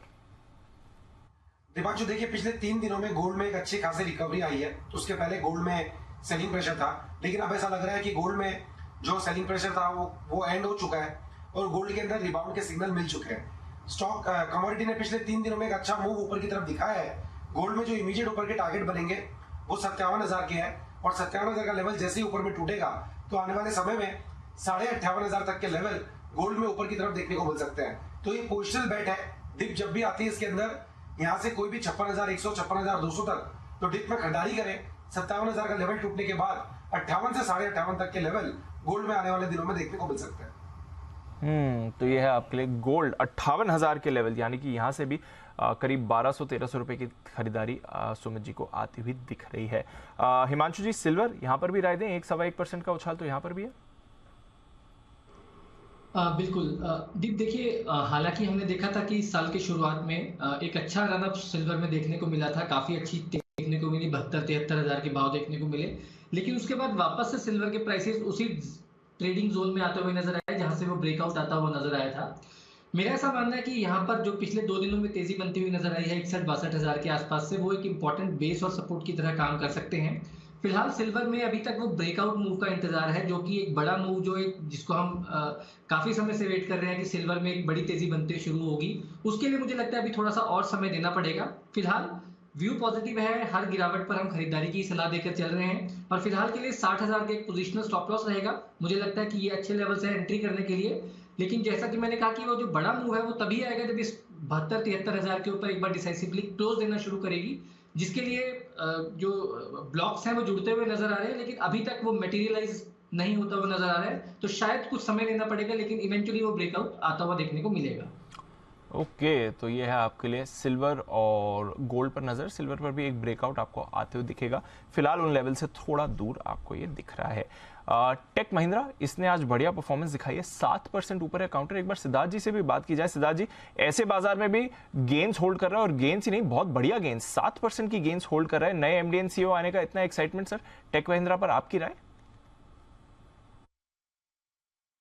डेफिनेटली दीप, स्टॉक काफी बेहतरीन उछाल से खड़ा हुआ है और नया एमडी एंड सीईओ के रोड मैप के ऊपर ही ये स्टॉक खड़ा है। 5G की सर्विसेज और 5G की जो रोल आउट है उससे भी काफी बड़ा फायदा मिलता है ये स्टॉक को। बट इन लेवल्स पे फंडामेंटली स्टॉक तो सही है, बट इन लेवल्स पे क्या खरीदारी करनी चाहिए, तो जवाब ना है। मैं मानता हूं कि गिरावट की वेट करें। फंडामेंटली 5G सर्विसेज सभी के उम्मीद पे स्टॉक अच्छा खड़ा उतर सकता है। बट इन जगहों पर अगर आपको कोई स्टॉक देखना हो टेक्नोलॉजी स्पेस में, तो मुझे लगता है कि दिग्गज इन्फोसिस की गिरावट पे खरीदारी करनी चाहिए। तो इन्फोसिस बेटर व्यू रहेगा टेक्नोलॉजी में, but Tech Mahindra of course excitement वहीं पर है। इंसिडेंटली जो नए एमडी एंड सीईओ आ रहे हैं टेक महिंद्रा के, वो इन्फोसिस को छोड़कर ही टेक महिंद्रा ज्वाइन कर रहे हैं। बट टेक महिंद्रा आज होल्ड आउट करा है। अगर बाजार इतना खराब नहीं होता तो शायद और भी बड़ी गेन्स इस पर आपको आती हुई दिख रही थी। एक दो और छोटे स्टॉक्स हैं जहां पर आपको एक्शन अच्छा दिख रहा है। शिपिंग कॉर्पोरेशन, सुमित जी जरा देखें इस पर, सुबह भी इसके बारे में बात हो रही थी। डीमर्जर जो नॉन कोर एसेट्स का है उसकी डेट 20 मार्च के लिए तय हो गई है, और बाजार इससे संकेत यही मान रहा है कि आगे विनिवेश की प्रक्रिया में भी आपको तेजी आती हुई दिख सकती है। शिपिंग कॉर्पोरेशन पर क्या राय है सर आपकी? 130 रुपए का इसके अंदर ऊपर में रेजिस्टेंस है। 130 रुपए का लेवल ब्रेक होगा तो इस पे फ्रेश बाय करना है। जब तक 130 रुपए का लेवल ब्रेक नहीं होता फ्रेश बाय नहीं करना है। जिन्होंने ले रखा है वो लोग होल्ड कर सकते हैं। स्टॉक का जो नीचे में सपोर्ट है 123-124 रुपए का है, तो ये ट्रेलिंग स्टॉप लॉस लगा के एग्जिस्टिंग पोजीशंस होल्ड करके चल सकते हैं। अगर ये ट्रेलिंग स्टॉप लॉस हिट हुआ तो उसके बाद नीचे के लेवल आएंगे और 118-117 रुपए तक के लेवल एससीआई में देखने को मिल सकते हैं। तो existing positions trailing stop loss के साथ होल्ड करें, फ्रेश खरीदारी 130 के बाद करें। तो फ्रेश खरीदारी आप 130 के बाद ही करेंगे, बट मूव इस पर आपको अच्छी बनती हुई दिखी है। डीमर्जर की खबर है, क्योंकि अदरवाइज शिपिंग में आज वैसी जान नहीं दिख रही है। जी शिपिंग देख लीजिए, वहां पर तो आपको कमजोरी ही आती हुई दिखी है। बट डीमर्जर की रिकॉर्ड डेट जो तय हुई है, विनिवेश के लिए पॉजिटिव संकेत बाजार इसे मान रहा है, और उसका एक्शन यहाँ पर आपको दिखेगा। एक्शन आईसीआईसीआई लोम्बार्ड में भी है, हालांकि सुबह की गेंस इसने फिर भी थोड़ी गिव अप कर दी है, बट फिर भी पॉजिटिव टेरिटरी में होल्ड कर रहा है। एक बार सचिन जी से आईसीआईसीआई लोम्बार्ड की चार्ट पर राय लेंगे और फिर सिद्धार्थ जी से भी इसके बारे में बात करेंगे। सचिन जी, चार्ट पर एक बार आईसीआईसीआई लोम्बार्ड देखें सर। दीपांशु, यहाँ पर काफी अच्छा रेजिलियंस स्टॉक ने डिस्प्ले किया है। इनफैक्ट यहाँ पर हमारी एक लॉन्ग की रिकमेंडेशन भी एक्टिव है। सो जिस तरीके से ओवरऑल स्ट्रक्चर है, लगातार यहाँ पर 9 हफ्तों से एक डिक्लाइनिंग ट्रेंड में ये पर्टिकुलर काउंटर रहा था। हाल फिलहाल में जिस तरीके से इसने एक स्टेबल बेस बनाने का प्रयास किया था, वो कहीं जाकर सफल हो रहा था in the morning session, and यहाँ पर एक अच्छा पॉजिटिव डाइवर्जेंस का इफेक्ट नजर आ रहा है। तो यहाँ पर मुझे लग रहा है खरीदारी करने का अच्छा मौका ही है। जिस तरीके से स्ट्रक्चर है, जब तक 1070 ये पर्टिकुलर लेवल वायलेट नहीं होता on a closing basis, I think तब तक ये साइडवेज टू पॉजिटिव ट्रेंड में बरकरार रहना चाहिए। And on the higher side expectation वही होगी कि 1130 से लेकर 1150 तक का एक अच्छा शानदार पुल बैक यहाँ पर अनलॉक हो सकता है। तो यहाँ पर खरीदारी करने की सलाह होगी 1070 के स्टॉप लॉस के साथ। 1070 के स्टॉप लॉस के साथ खरीदारी की ही राय बनेगी। सिद्धार्थ जी, जरा आप भी देखें सर एक बार आईसीआईसीआई लोम्बार्ड को, क्योंकि खबर यह है कि जो आईसीआईसीआई बैंक को अपना स्टेक ऑफलोड करना है आईसीआईसीआई लोम्बार्ड में, 48% का हिस्सा है जिसे 30% लेकर आना है। उसकी ओरिजिनल डेडलाइन इस साल सितंबर की थी, अब उसको बढ़ाकर सितंबर 2024 कर दिया गया, तो 1 साल का एक्सटेंशन उसको मिल गया है और वहां से थोड़ा रिलीफ आया है। वैसे तो सप्लाई ओवरहैंग फिर भी बना रहेगा, बट आईसीआईसीआई लोम्बार्ड पर आपकी क्या राय है सर? देखिए दीप, अच्छी कंपनी है और जनरल इंश्योरेंस स्पेस पे मैं मानता हूं कि अभी जेएफएम का क्वार्टर चल रहा है, तो डेफिनेटली ट्रैक्शन बहुत जोरों से चल रहा है। ये पूरा ही स्पेस थोड़ा सा वीक हो चुका था बजट के बाद, for the obvious reason in the insurance space जो खबरें आई थी इन बजट में। बट ओवरऑल पर्सपेक्टिव से हम लोग न्यूट्रल से पॉजिटिव है। स्पेसिफिकली हम लोग लाइफ इंश्योरेंस स्पेस की कंपनियां जैसे कि एचडीएफसी लाइफ वगैरह है, इस पे पॉजिटिव है, क्योंकि जो बजट से खबरें हैं वो बहुत बड़ी इंपैक्चुअल नहीं है इन टर्म्स ऑफ प्रॉफिटेबिलिटी या रेवेन्यू। तो ओवरऑल पर्सपेक्टिव से इंश्योरेंस स्पेस अच्छा परफॉर्म करेगा, स्पेशली आईसीआईसीआई लोम्बार्ड और एचडीएफसी लाइफ। बट मैं ज्यादा टिल्ट रखता हूं लाइफ इंश्योरेंस स्पेस से रादर देन जनरल इंश्योरेंस। तो लाइफ इंश्योरेंस पर ज़्यादा भरोसा है, बट ICICI लोम्बार्ड पर नंदलेस नज़र रखिए। वैसे तो आज ऑफकोर्स अक्रॉस द बोर्ड कोई भी स्टॉक देख लीजिए, ज़्यादातर सेक्टर्स देख लीजिए, वीकनेस ही दिखेगी। एक बात है, बाजार अब 17,150 के ऊपर या 150 के पास आप कह सकते हैं स्टेबल होते हुए दिख रहा है। गिरावट काफ़ी तेज़ी से हुई थी, बट अब 17,150 पर थोड़ी स्टेबिलिटी बाजार ढूंढ रहा है। बैंक निफ्टी में भी अब 39,600 पर आप स्टेबिलिटी आते हुए देख रहे हैं। तो एक शार्प गिरावट के बाद अब आपको थोड़ी स्टेबिलिटी दिख रही है। 39,532 का लो बनाने के बाद 39,600 पर पिछले 5-10 मिनट से स्टेबल बना हुआ है बैंक निफ्टी। डाउ फ्यूचर्स को पुल अप कर लेते हैं, क्योंकि यहां पर अब आपने सारी गेन्स गिव अप करके नेगेटिव टेरिटरी में आप आ गए हैं। तो सुबह 400-425 पॉइंट्स की जो गेन दिख रही थी, वो अब आपको 60 पॉइंट की गिरावट दिख रही है। तो ऊपरी स्तरों से तो काफी भारी पिटाई आपको डाउ फ्यूचर्स की होती हुई दिख रही है। परेशानी यहां से भी बनी हुई है। नैस्डैक फ्यूचर्स भी आपको धीरे धीरे गेन्स गिव अप कर रहे हैं। रुपए पर भी नजर डालिए, क्योंकि रुपया भी अपनी गेन्स गिव अप कर चुका है। सुबह हमने देखा था 28 पैसे मजबूत खुला था रुपया, अब आपको 5 पैसे कमजोर दिख रहा है। तो इक्विटीज के साथ साथ बाकी स्पेसेस में भी आपको इसका इम्पैक्ट बनते हुए दिख रहा है। जितनी भी पॉजिटिविटी सुबह बनी थी, वो अब आपको गिव अप होती हुई दिख रही है। आइए, जो ये बड़ा ट्रिगर बना है बाजार की इस गिरावट का, उसी पर करते हैं फोकस और समझते हैं कि आखिर पूरा मामला क्या है कुछ लेटेस्ट अपडेट्स, और फिर आगे की सिचुएशन क्या दिख रही है। क्या कोई भारतीय कंपनीज हैं या सेक्टर्स हैं जो इस SVB और बाकी बैंक के फेलियर का इम्पैक्ट देख सकती हैं। कुशल और आशीष दोनों हैं हमारे साथ तैयार। कुशल, पहले तो बताइए लेटेस्ट अपडेट्स क्या है। हर घंटे हम देख रहे हैं कुछ ना कुछ नई खबर आई रही है, फिलहाल क्या अपडेट है? बिल्कुल दीप, यहाँ पर लेटेस्ट अपडेट में तो ये है कि HSBC जो है, जो सबसे बड़ा बैंक है यूरोप में, उन्होंने SVB UK यानी कि सिलिकॉन वैली बैंक का जो UK का कारोबार है वो 1 पाउंड में खरीदा है। 1 पाउंड में? 1 पाउंड में, मतलब कोई वैल्यू नहीं सब्सक्राइब करी थी उसे। बिल्कुल। सो एसेंशियली अभी ये हो रहा है कि जो यूके की सरकार है और साथ ही जो बैंक ऑफ इंग्लैंड है, उनकी तरफ से ये चीज़, ये ट्रांजैक्शन को सपोर्ट मिला है। और लार्जली अगर आप इक्विटी वैल्यू देखेंगे तो यहाँ पर करीब जो टैंजिबल इक्विटी बन रही है वो 1.4 बिलियन पाउंड्स की है। बट ये जो ट्रांजैक्शन है वो आगे चलकर होते हुए दिखेंगे। बट इस ट्रांजैक्शन को इमीडिएटली मोहर लगाने के लिए, यानी कि जो इमीडिएट इफेक्टिवली करने के लिए ये डील अभी होती हुई दिखी है। अब यहाँ पर एक चीज और आपको देखनी है कि जो HSBC के ग्रुप CEO है, उनका क्या कहना है। अब यहाँ पर उन्होंने ऐसा क्यों किया, अब आप देख लीजिए, डूबती हुई नाव पर सवार होना, अब कितना सही कितना गलत नहीं पता, बट HSBC की जो CEO है उनकी तरफ से ये बयान आता हुआ दिखा है कि यहाँ पर यूके में जो इनका कारोबार विस्तार करने की योजना है, उस चीज़ को ध्यान में रखते हुए ये काफ़ी बढ़िया स्टेप है। और ये जो अधिग्रहण है ये इनके क्लियर कट सिंक में बैठ रहा है, क्योंकि जो नई न्यू एज कंपनीज को ये आगे चलकर केटर करना चाह रहे थे, यहाँ पर ऑलरेडी इनका ये क्लाइंट बेस इनको ये मिलता हुआ दिख रहा है। इनोवेटिव और फास्ट ग्रोइंग कंपनीज को अब ये लोन देने की अपनी जो क्षमता है वो इस वजह से बढ़ा पाएंगे। तो ये उनका स्ट्रेटेजिक डिसीजन था इस चीज को लेकर। तो HSBC के साथ ये लेटेस्ट अपडेट आता हुआ दिखा है। यूके कारोबार SVB को ये खरीदते हुए दिखे हैं 1 पाउंड में। ये एक हाईलाइट हो गई। दूसरी सबसे बड़ी चीज हाईलाइट, अगर आप इसके पहले की बात करें तो US की तरफ से सिलिकॉन वैली बैंक और साथ ही सिग्नेचर बैंक, 2 बैंकों को जो वहां पर कोलैप्स होते हुए दिखे थे US में, उसको यहां पर सरकार ने बचा लिया है। और उनकी तरफ से ये जो ट्रेजरी डिपार्टमेंट है और साथ ही जो FDIC है, उनकी तरफ से जॉइंट स्टेटमेंट ये घोषित किया गया था कि जितने भी यहाँ पर डिपॉजिटर्स हैं उनका पैसा कहीं नहीं जा रहा है, वो एकदम निश्चिंत रहें। जितना भी पैसा उन्होंने या SVB में या सिग्नेचर बैंक में है उनका, वो सुरक्षित है। और इसके लिए ही इन्होंने एक नए बैंक टर्म फंडिंग प्रोग्राम की ऑलरेडी घोषणा कर दी है। अब यहाँ पर SVB के लिए एक खरीदार की भी तलाश है। अब आप यूके कारोबार को देख ही चुके हैं कि HSBC ने यहाँ पर ले लिया। अब देखना होगा कि बाकी जितने भी इनके कारोबार हैं अलग अलग रीजन्स में, वो कौन लेता है और US उसमें कैसे लीड लेता है।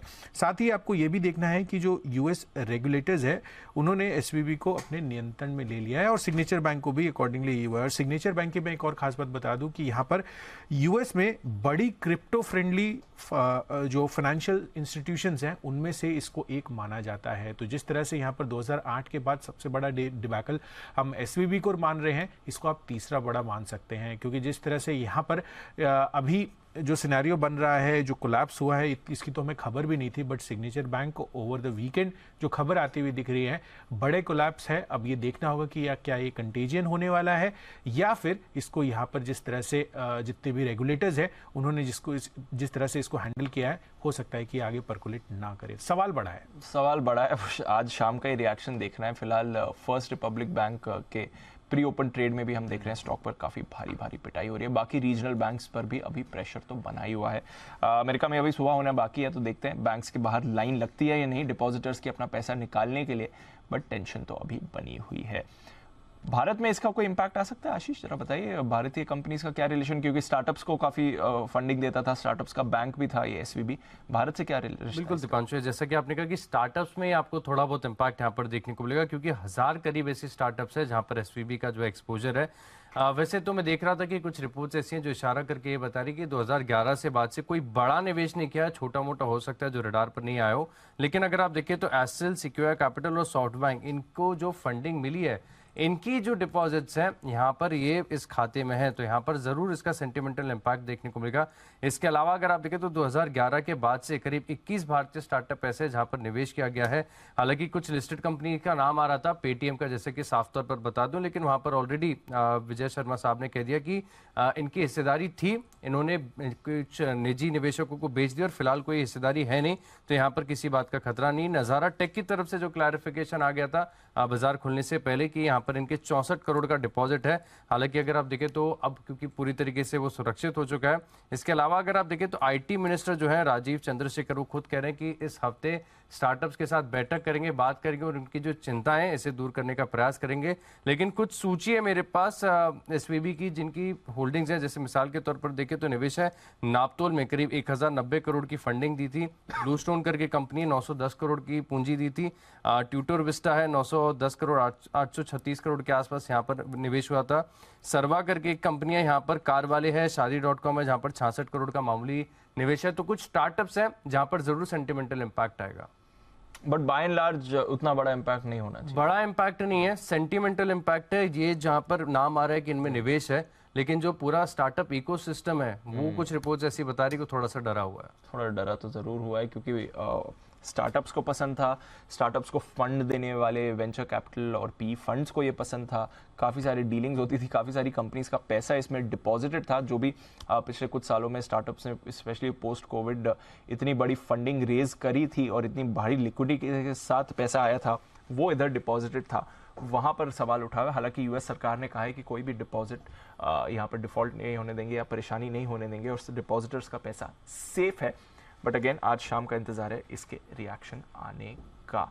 चलिए, तो यह है आपके लिए पूरा का पूरा एसवीबी और यूएस में बैंकिंग फेलियर का सागा और हमारे बाजार पर क्या इंपैक्ट हो सकता है। इंपैक्ट यूएस में बढ़ रहा है क्योंकि डाउ फ्यूचर्स अब 100 पॉइंट नीचे आ चुके हैं, डेज लो पर ट्रेड कर रहे हैं। आइए, हिमांशु जी की तरफ से एक कॉल है, बिगुल हिटमैन हिमांशु।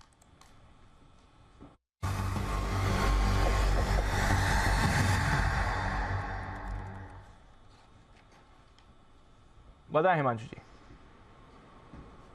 दीप, पिछले 3 दिनों से रिलायंस इंडस्ट्रीज में लगातार वीकनेस बनते हुए नजर आ रही है और आज इंपॉर्टेंट सपोर्ट स्टॉक ने तोड़ा है 2300 का लेवल, जो कि मल्टीपल टाइम्स स्टॉक ने सपोर्ट लिया था और यहां से स्टॉक में हमेशा रिवर्सल देखने को मिला था। आज यहाँ पर एक वीकनेस है और मुझे लगता है कि ये सपोर्ट के नीचे यहाँ पर सेलिंग प्रेशर और बढ़ता हुआ नजर आ सकता है। तो रिलायंस के फ्यूचर्स में बिकवाली करके चलने की सलाह रहेगी। 2290-2292 रुपए तक के लेवल्स हैं, यहाँ पर बिकवाली करके चला जा सकता है। थोड़ा सा अगर कोई उछाल मिलता है 2300 के आसपास तो पोजीशन को और ऐड करें।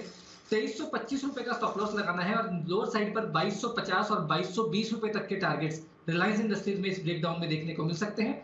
रिलायंस इंडस्ट्रीज का चार्ट सेटअप वीक होता हुआ नजर आ रहा है और मुझे लगता है यहाँ पर गिरावट बढ़ती हुई नजर आ सकती है। बाजार का दिग्गज रिलायंस ही अब आपको लोग फिसलते हुए दिख रहा है, तो फिर प्रेशर तो और आपको बढ़ेगा। रिसेंटली काफी भारी गिरावट हुई है। जरा एक बार एक हफ्ते और फिर एक महीने का चार्ट पुल अप किया जाए रिलायंस इंडस्ट्रीज का, क्योंकि रिसेंटली काफ़ी भारी गिरावट इसमें आपने होती हुई दिखी है।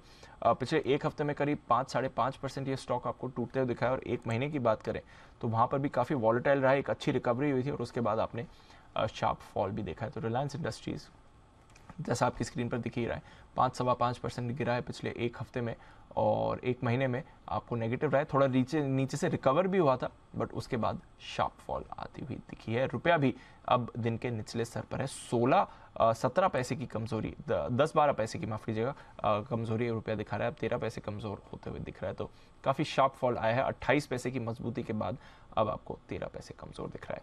सुमित जी के पास चलते हैं और लेते हैं सुमित का सुपर हिट।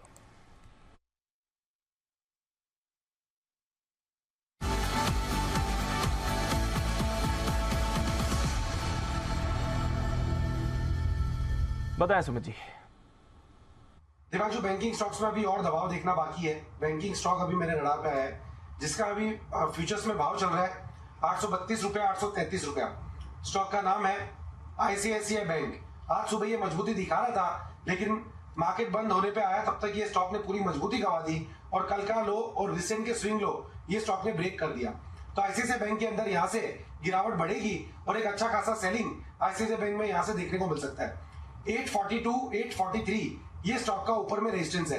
843 का स्टॉप लॉस लगा के ICICI बैंक में यहाँ पे CMB पे बिकवाली करे। नीचे में जो टारगेट देखने को मिल सकता है, जिस तरह से इसने आज एक स्ट्रॉन्ग सेल ऑफ कैंडल बनाई है, उसको देखते हुए लगता है कि स्टॉक का नीचे में 820 रुपए का पहला टारगेट बनेगा, 810 रुपए का दूसरा टारगेट बनेगा।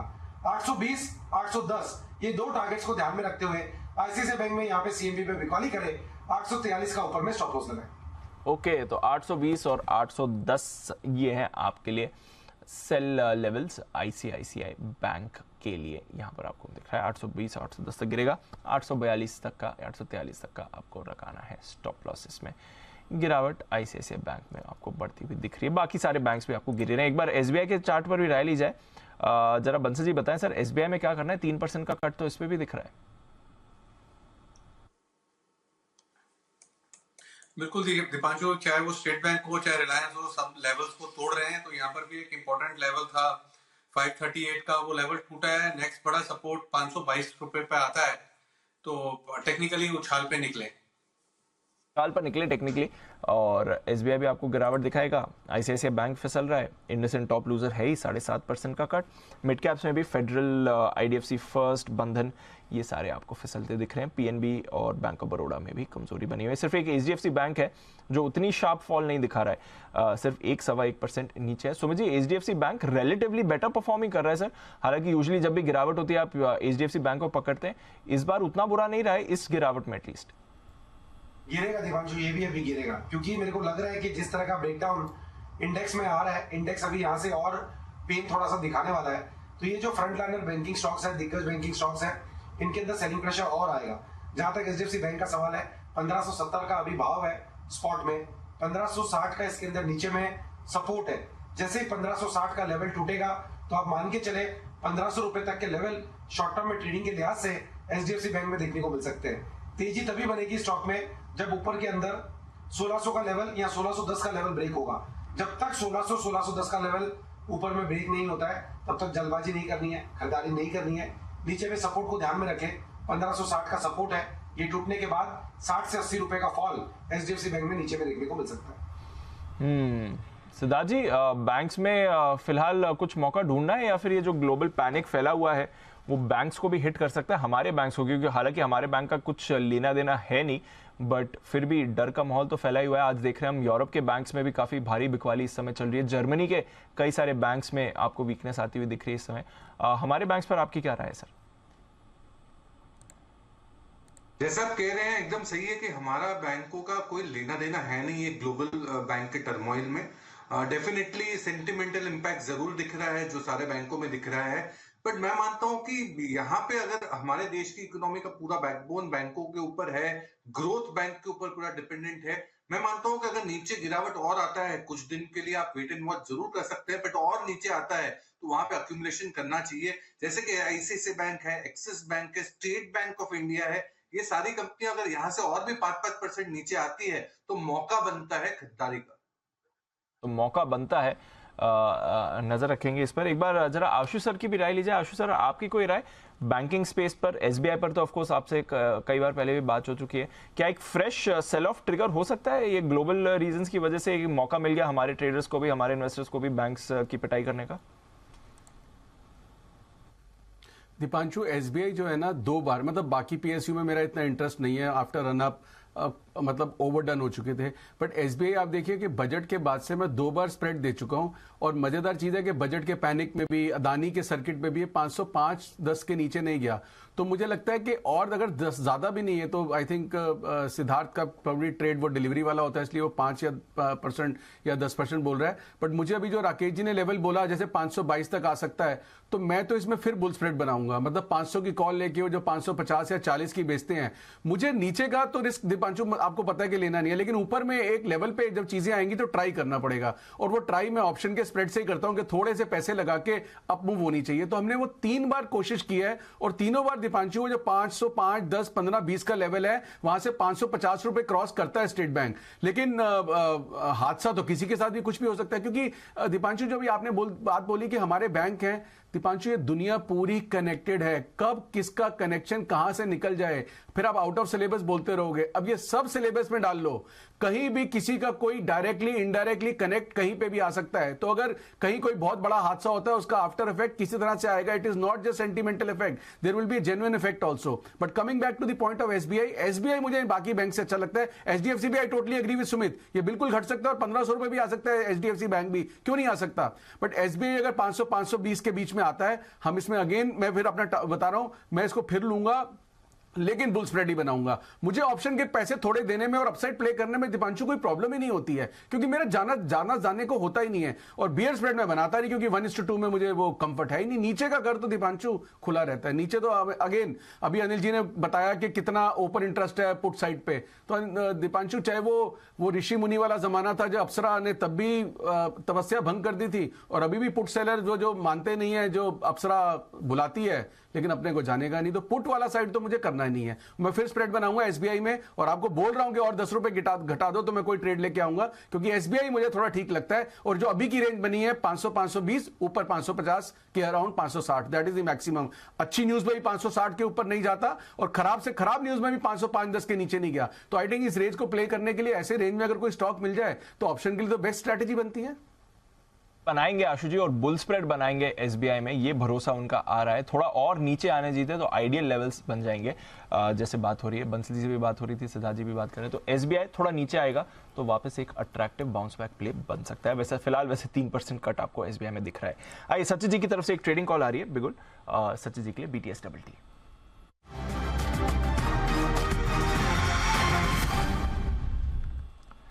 बताएं सर।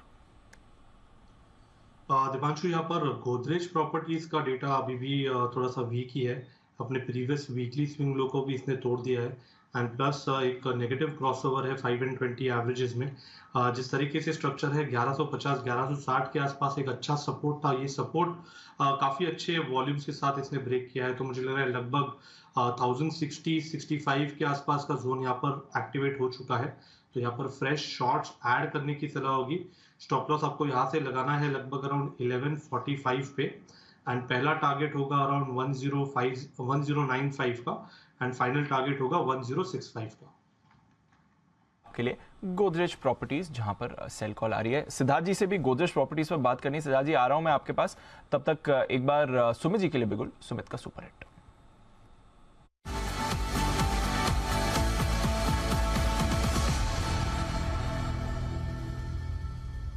बताएं सुमित जी।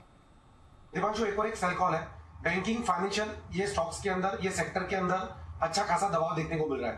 तो जो स्टॉक अभी मेरे रडार पे आया है उसका भाव चल रहा है 239.50। स्टॉक का नाम है M&M finance. Mahindra and Mahindra finance के अंदर सेलिंग प्रेशर है। पिछले 7-8 दिनों से स्टॉक ऊपरी लेवल से दबाव दिखा रहा है, और अभी भी स्टॉक के अंदर सेलिंग प्रेशर देखने को मिल रहा है। यहाँ से 10 से 15 रुपए का नीचे में जगह है स्टॉक के अंदर, यहाँ से सेलिंग प्रेशर गिरावट देखने को मिल सकता है। M&M फाइनेंस के अंदर यहाँ पे CME पे बिकवाली करे। ऊपर में स्टॉक के अंदर जो रेजिस्टेंस और जो स्टॉप लॉस बना हुआ है 247 का है। 247 के स्टॉप लॉस से बिकवाली करके चलने का सलाह रहेगा। नीचे में जो टारगेट देखने को मिल सकता है, पहला टारगेट 230 रुपए का 230 रुपए का लेवल टूटा तो 225 रुपए तक का मूव M&M फाइनेंस के अंदर नीचे की तरफ देखने को मिल सकता है। 247 के स्टॉप लॉस से बिकवाली करे 230 225 के टारगेट्स के लिए। 225 के टारगेट लिए M&M फाइनेंस पर करें बिकवाली। फाइनेंशियल्स कमजोर करीब हैं। बट हाँ सिद्धार्थ जी, गोदरेज प्रॉपर्टीज पर आपकी राय लेनी थी। आज सुबह खबर भी थी, आई थिंक बैंगलोर में इन्होंने नई लैंड एसेट खरीदी है करीब 26 एकड़ की, और वहां पर रेजिडेंशियल प्रोजेक्ट आने वाला है। बट फिलहाल तो ऑफकोर्स कमजोर ही है। गोदरेज प्रॉपर्टीज पर क्या सलाह देंगे सर? देखिए दीप, काफी पिटा हुआ है स्टॉक ऊपर से अगर देखा जाए तो। मैं मानता हूं कि ये पूरे ही रियलिटी समूह में अगर बैलेंस शीट किसी की मजबूत और स्ट्रॉन्ग दिखती है वो गोदरेज प्रॉपर्टीज है। हैविंग सेड दैट, कमजोर जरूर है स्टॉक। अगर आपको निवेश करना है, फ्रेश निवेश करना है या फिर एवरेज भी करना है, तो आपको 1 साल के नीचे का व्यू रखना नहीं है। लॉन्ग टर्म व्यू रखें, तभी आप इस पे निवेश करें, क्योंकि ओवरऑल पर्सपेक्टिव से आप बैंगलोर की बात कर रहे हैं, साथ में ये साल में 3 प्रोजेक्ट के, एक एनसीआर में, 2 मुंबई में लॉन्च हुए, इसके भी प्री सेल्स 50% हो गए थे गोदरेज प्रॉपर्टी के Q3 में ही। तो ओवरऑल पर्सपेक्टिव से तो काफी दमदार है, बट प्राइस करेक्शन काफी जोरों से दिख रहा है, तो अगर आपको लेना भी है तो लॉन्ग टर्म पर्सपेक्टिव से ले सकते हैं। साथ ही साथ दूसरी रियलिटी कंपनियां जैसे कि प्रेस्टीज है, ओबेरॉय रियलिटी है, ये कुछ एक स्ट्रेंथ दिखा सकती है आने वाले समय में, बट ओवरऑल पर्सपेक्टिव से आपको 6 से 12 महीने का ही समय रखना चाहिए। 6 से 12 महीने का समय रखिए तो आपको यहाँ पर थोड़ा मूवमेंट दिखेगा। फिलहाल तो ऑफकोर्स कमजोरी छाई हुई है, गोदरेज प्रॉपर्टीज की स्पेशली रिसेंटली जम के पिटाई हुई है, बट कुछ कैश स्टॉक्स पर रखिए नजर, क्योंकि यहाँ पर बड़ी मूव आपको आती हुई दिख रही है, एटलीस्ट नीचे स्तरों से मूव अच्छी आती हुई दिख रही है। जेके लक्ष्मी सीमेंट, जरा इसे पुल अप करिए, वहां पर आपको एक्शन बनते हुए दिख रहा है। एसकेएफ इंडिया में आपको एक अच्छी मूव आ रही है। सोनाटा सॉफ्टवेयर में एक बढ़िया वाला स्पाइक आपको बनते हुए दिख रहा है, और एलगी इक्विपमेंट्स में भी अभी अभी एक बढ़िया मूव आपको आती हुई दिख रही है। तो कुछ कैश स्टॉक्स हैं जहां पर आपको बढ़िया रिकवरी और थोड़ी थोड़ी स्पाइक आती हुई दिख रही है। एक बार सोनाटा सॉफ्टवेयर पर फोकस किया जाए, जरा देखेंगे कुणाल जी, सोनाटा सॉफ्टवेयर एक अच्छी मूव आई है सर इसमें। देखिए पिछले कुछ दिनों में लगातार स्टॉक आउट परफॉर्म कर रहा है। दीपांशु स्टॉक ने जब 600 के रेजिस्टेंस को पार किया था उसके बाद इसने पीछे मुड़ करके नहीं देखा, अब 800 का भाव हो चुका है। मुझे लगता है कि जिनके पास पोजीशन है बने रहे। नई खरीदारी का कोई फ्रेश ट्रिगर चार्ट पर नहीं है, लेकिन अगर पहले की खरीद है तो एक 760 के आसपास अब एक नया स्टॉप लॉस रखकर होल्ड करें। मुझे लगता है ये स्टॉक आपको और ऊपर के लेवल्स दिखा सकता है, और ऊपर के लेवल्स दिख सकते हैं। एसकेएफ इंडिया, सचिन जी जरा इसका चार्ट देखेंगे, यूजुअली ज्यादा डिस्कस नहीं होता है, बट सडनली एक वर्टिकल स्पाइक आया था, अब तो थोड़ी गेंस वापस गिव अप भी कर रहा है, बट क्या हुआ है सर इस चार्ट में? दीपांशु, यहाँ पर वॉल्यूम्स भी काफी इरेगुलर होते हैं, एंड जिस तरीके से यहाँ पर प्राइस का परफॉर्मेंस है काफी रिलेटिवली स्टेबल रहा है। इनफैक्ट जो एक सपोर्ट जोन है इसका 200 डे एक्सपोनेंशियल मूविंग एवरेज का लगभग अराउंड 4350 4330 इस पर्टिकुलर जोन में, मुझे लग रहा है वो जब तक वायलेट नहीं होता तब तक ये साइडवेज टू पॉजिटिव ट्रेंड में ही रहना चाहिए। इमीडिएट बेसिस में कहीं पर भी मेजर वीकनेस नहीं है, बट अगर ये लेवल टूट जाते हैं ऑन द लोअर साइड, मुझे लग रहा है उसके बाद थोड़ा सा डिस्ट्रीब्यूशन हावी हो सकता है, बट फिलहाल उसकी भी प्रोबेबिलिटी काफी कम लग रही है। वॉल्यूम्स पार्टिसिपेशन काफी थिन है यहाँ पर, तो साइडवेज कंसोलिडेशन बैंड में ही ऑस्किलेशन करते रह सकता है अगले कुछ दिनों के लिए। ओके, साइडवेज बैंड में रह सकते हैं, बट कुछ कैश स्टॉक्स पर रखिएगा नजर, थोड़ा स्पाइक आपको आते हुए दिख रहा है इस बाजार में, ये भी काफी रहेगा। आइए, बैन से बेनिफिट, क्या कुछ फ्रेश एडिशंस होने की तैयारी में है, या फिर कोई 2 स्टॉक्स हैं उनमें से कोई बाहर आ सकता है? अपडेट लेते हैं आशीष के साथ।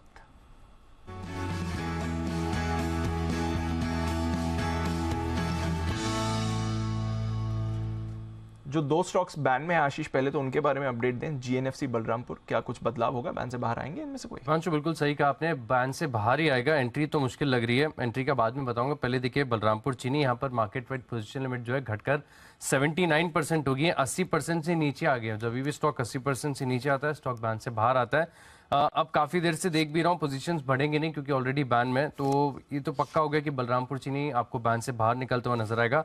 बाकी जीएनएफसी अभी 89% है, तो इसको तो थोड़े दिन बना रहना ही पड़ेगा यहाँ पर बैन में। फ्रेश एंट्री का सवाल नहीं है, कोई भी स्टॉक नहीं जिसकी 95% से ऊपर हो मार्केट वाइड पोजीशन लिमिट, लेकिन एक ही स्टॉक है जहाँ पर पोजीशंस लगातार हर रोज थोड़ी थोड़ी बढ़ रही हैं। जैसे शुक्रवार को हमने देखा था कि इंडिया बुल्स हाउसिंग फाइनेंस करीब 88% पर बंद हुआ था, अभी बढ़कर हो गई है 93%। 95 के आंकड़े को क्रॉस नहीं किया है, लेकिन इस स्टॉक को रडार पर रख सकते हैं। बाकी बलरामपुर चीनी स्टॉक बैन से बाहर आएगा, बलरामपुर बाहर आए पक्का। चलिए, बलरामपुर बाहर आने की तैयारी में। इंडिया बुल्स अभी तक लेवल पर पहुंचा नहीं है कि अंदर आ जाए, लेकिन पोजीशंस लगातार बढ़ रही है, 88 से अब 93 हो गई। ओके, तो दोनों पर एक बार बात करते हैं। और कोई स्टॉक नहीं? और कोई आज की गिरावट में मुझे लगा शायद और नाम भी लेकर आए होंगे आप। कोई भी स्टॉक नहीं दीपांशु, कोई भी स्टॉक दूर दूर तक नहीं। चलिए, इंडिया बुल्स हाउसिंग एक है बॉर्डर पर, बट अदरवाइज और कोई स्टॉक जहां पर फ्रेश एंट्री हो। एक बार सचिन जी से राय ली जाए। सचिन जी, बलरामपुर चीनी शायद बैन से बाहर आ सकता है, जरा व्यू दें। आई थिंक पहले भी आपने इसे कवर किया हुआ है।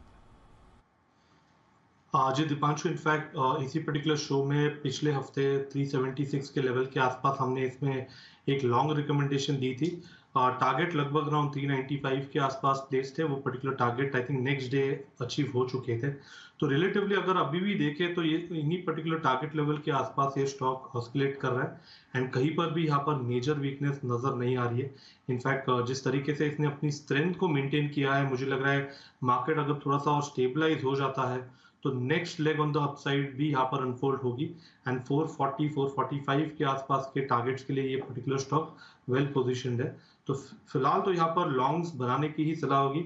डिक्लाइंस अगर मिलते भी है तो स्टॉप लॉस आपको लगाना है लगभग अराउंड 388 पर एंड टारगेट पोजिशनली मुझे लग रहा है अराउंड 440 का अवेलेबल है। तो ये है आपके लिए बलरामपुर चीनी, जहां पर रखनी नजर। आज सुबह पिक ऑफ द वीक में भी जय ने यहां पर खरीदारी की राय दी थी। कैश में उन्होंने खरीदने को कहा था क्योंकि वायदा कारोबार के बैन में है और सचिन जी के भी रेडार पर है। तो चलिए, बलरामपुर चीनी ये आज भी रिलेटिवली होल्ड आउट कर रहा है। वीक बाजार में भी इसने कुछ नहीं करा है, अपनी सुबह के लेवल्स के आसपास ही आपको ट्रेड करते हुए दिखेगा।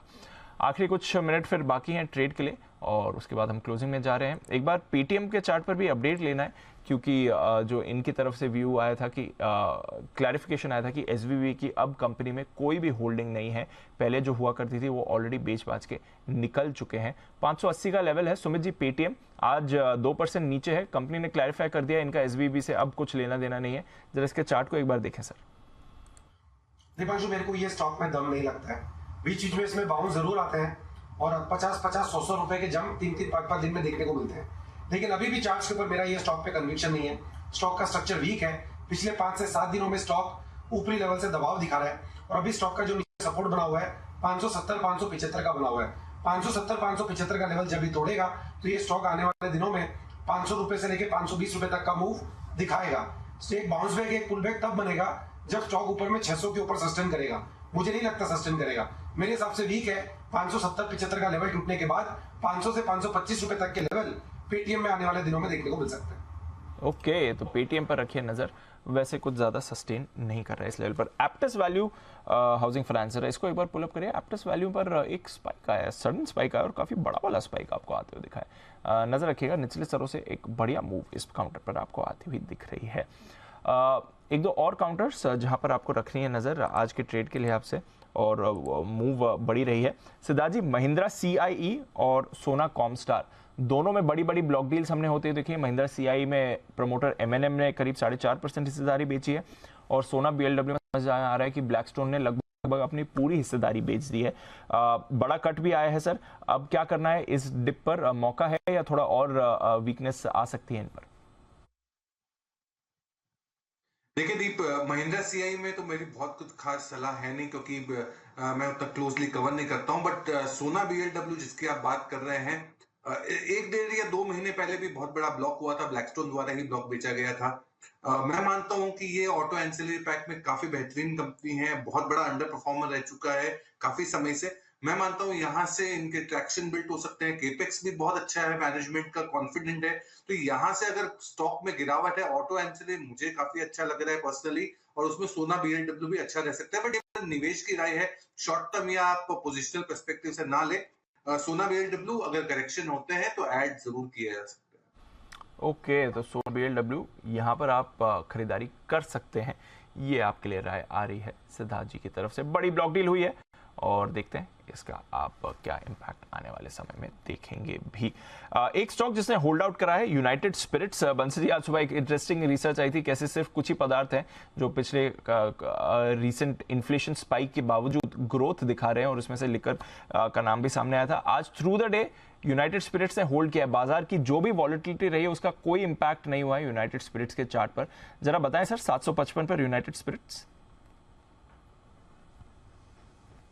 देखिए दीपांशु, ऑलरेडी बीटन डाउन है, रिजल्ट्स के बाद स्टॉक गिरा हुआ है। नीचे में एक अहम सपोर्ट है 735 के अराउंड, तो सपोर्ट को रिस्पेक्ट कर रहा है वो। दीपांशु, रिपोर्ट जरूर आई थी बट सिगरेट की जो सेल्स है वो कंपनी की प्रॉफिट में दिख रही है, बट यहाँ पर दिख नहीं रहा है अभी कुछ। वो यूनिट सेल्स वगैरह का कुछ इन्होंने मापदंड निकाला है जो लिकर सेल्स में जो सेल बता रहे हैं। 735 पर एक सपोर्ट है, तो जिनके पास है बने रहे, कुछ नई खरीदारी की राय नहीं है। जिनके पास है बने रहे, कोई नई खरीदारी की राय नहीं है। बट यूनाइटेड स्पिरिट्स आज इसने रिलेटिवली बेटर परफॉर्म करा है क्योंकि थ्रू द डे स्टॉक ने होल्ड आउट करा है। अपोलो हॉस्पिटल्स ये भी एक काउंटर है जिसने होल्ड आउट करा है। इनफैक्ट सिर्फ 7 या 8 ऐसी कंपनीज है जिन्होंने पॉजिटिव टेरिटरी में होल्ड किया है वायदा कारोबार से अगर आप बात करें, और उनमें से अपोलो हॉस्पिटल्स भी एक है। अदरवाइज तो ऑफकोर्स थ्रू द बोर्ड हमने सेलिंग प्रेशर देखा ही है। अब कोई भी सेक्टर पुश कर लीजिए, वहां पर आपको वीकनेस दिखी है। कैश का ऑप्शन लेते हैं जय ठक्कर के साथ, वो हैं तैयार हमारे साथ।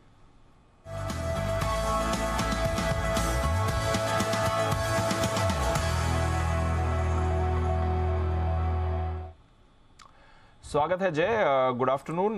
बाजार का मूड माहौल तो काफी बिगड़ा हुआ है इस समय, भारी भरकम सेलिंग भी आ रही है, बताएं क्या करना है।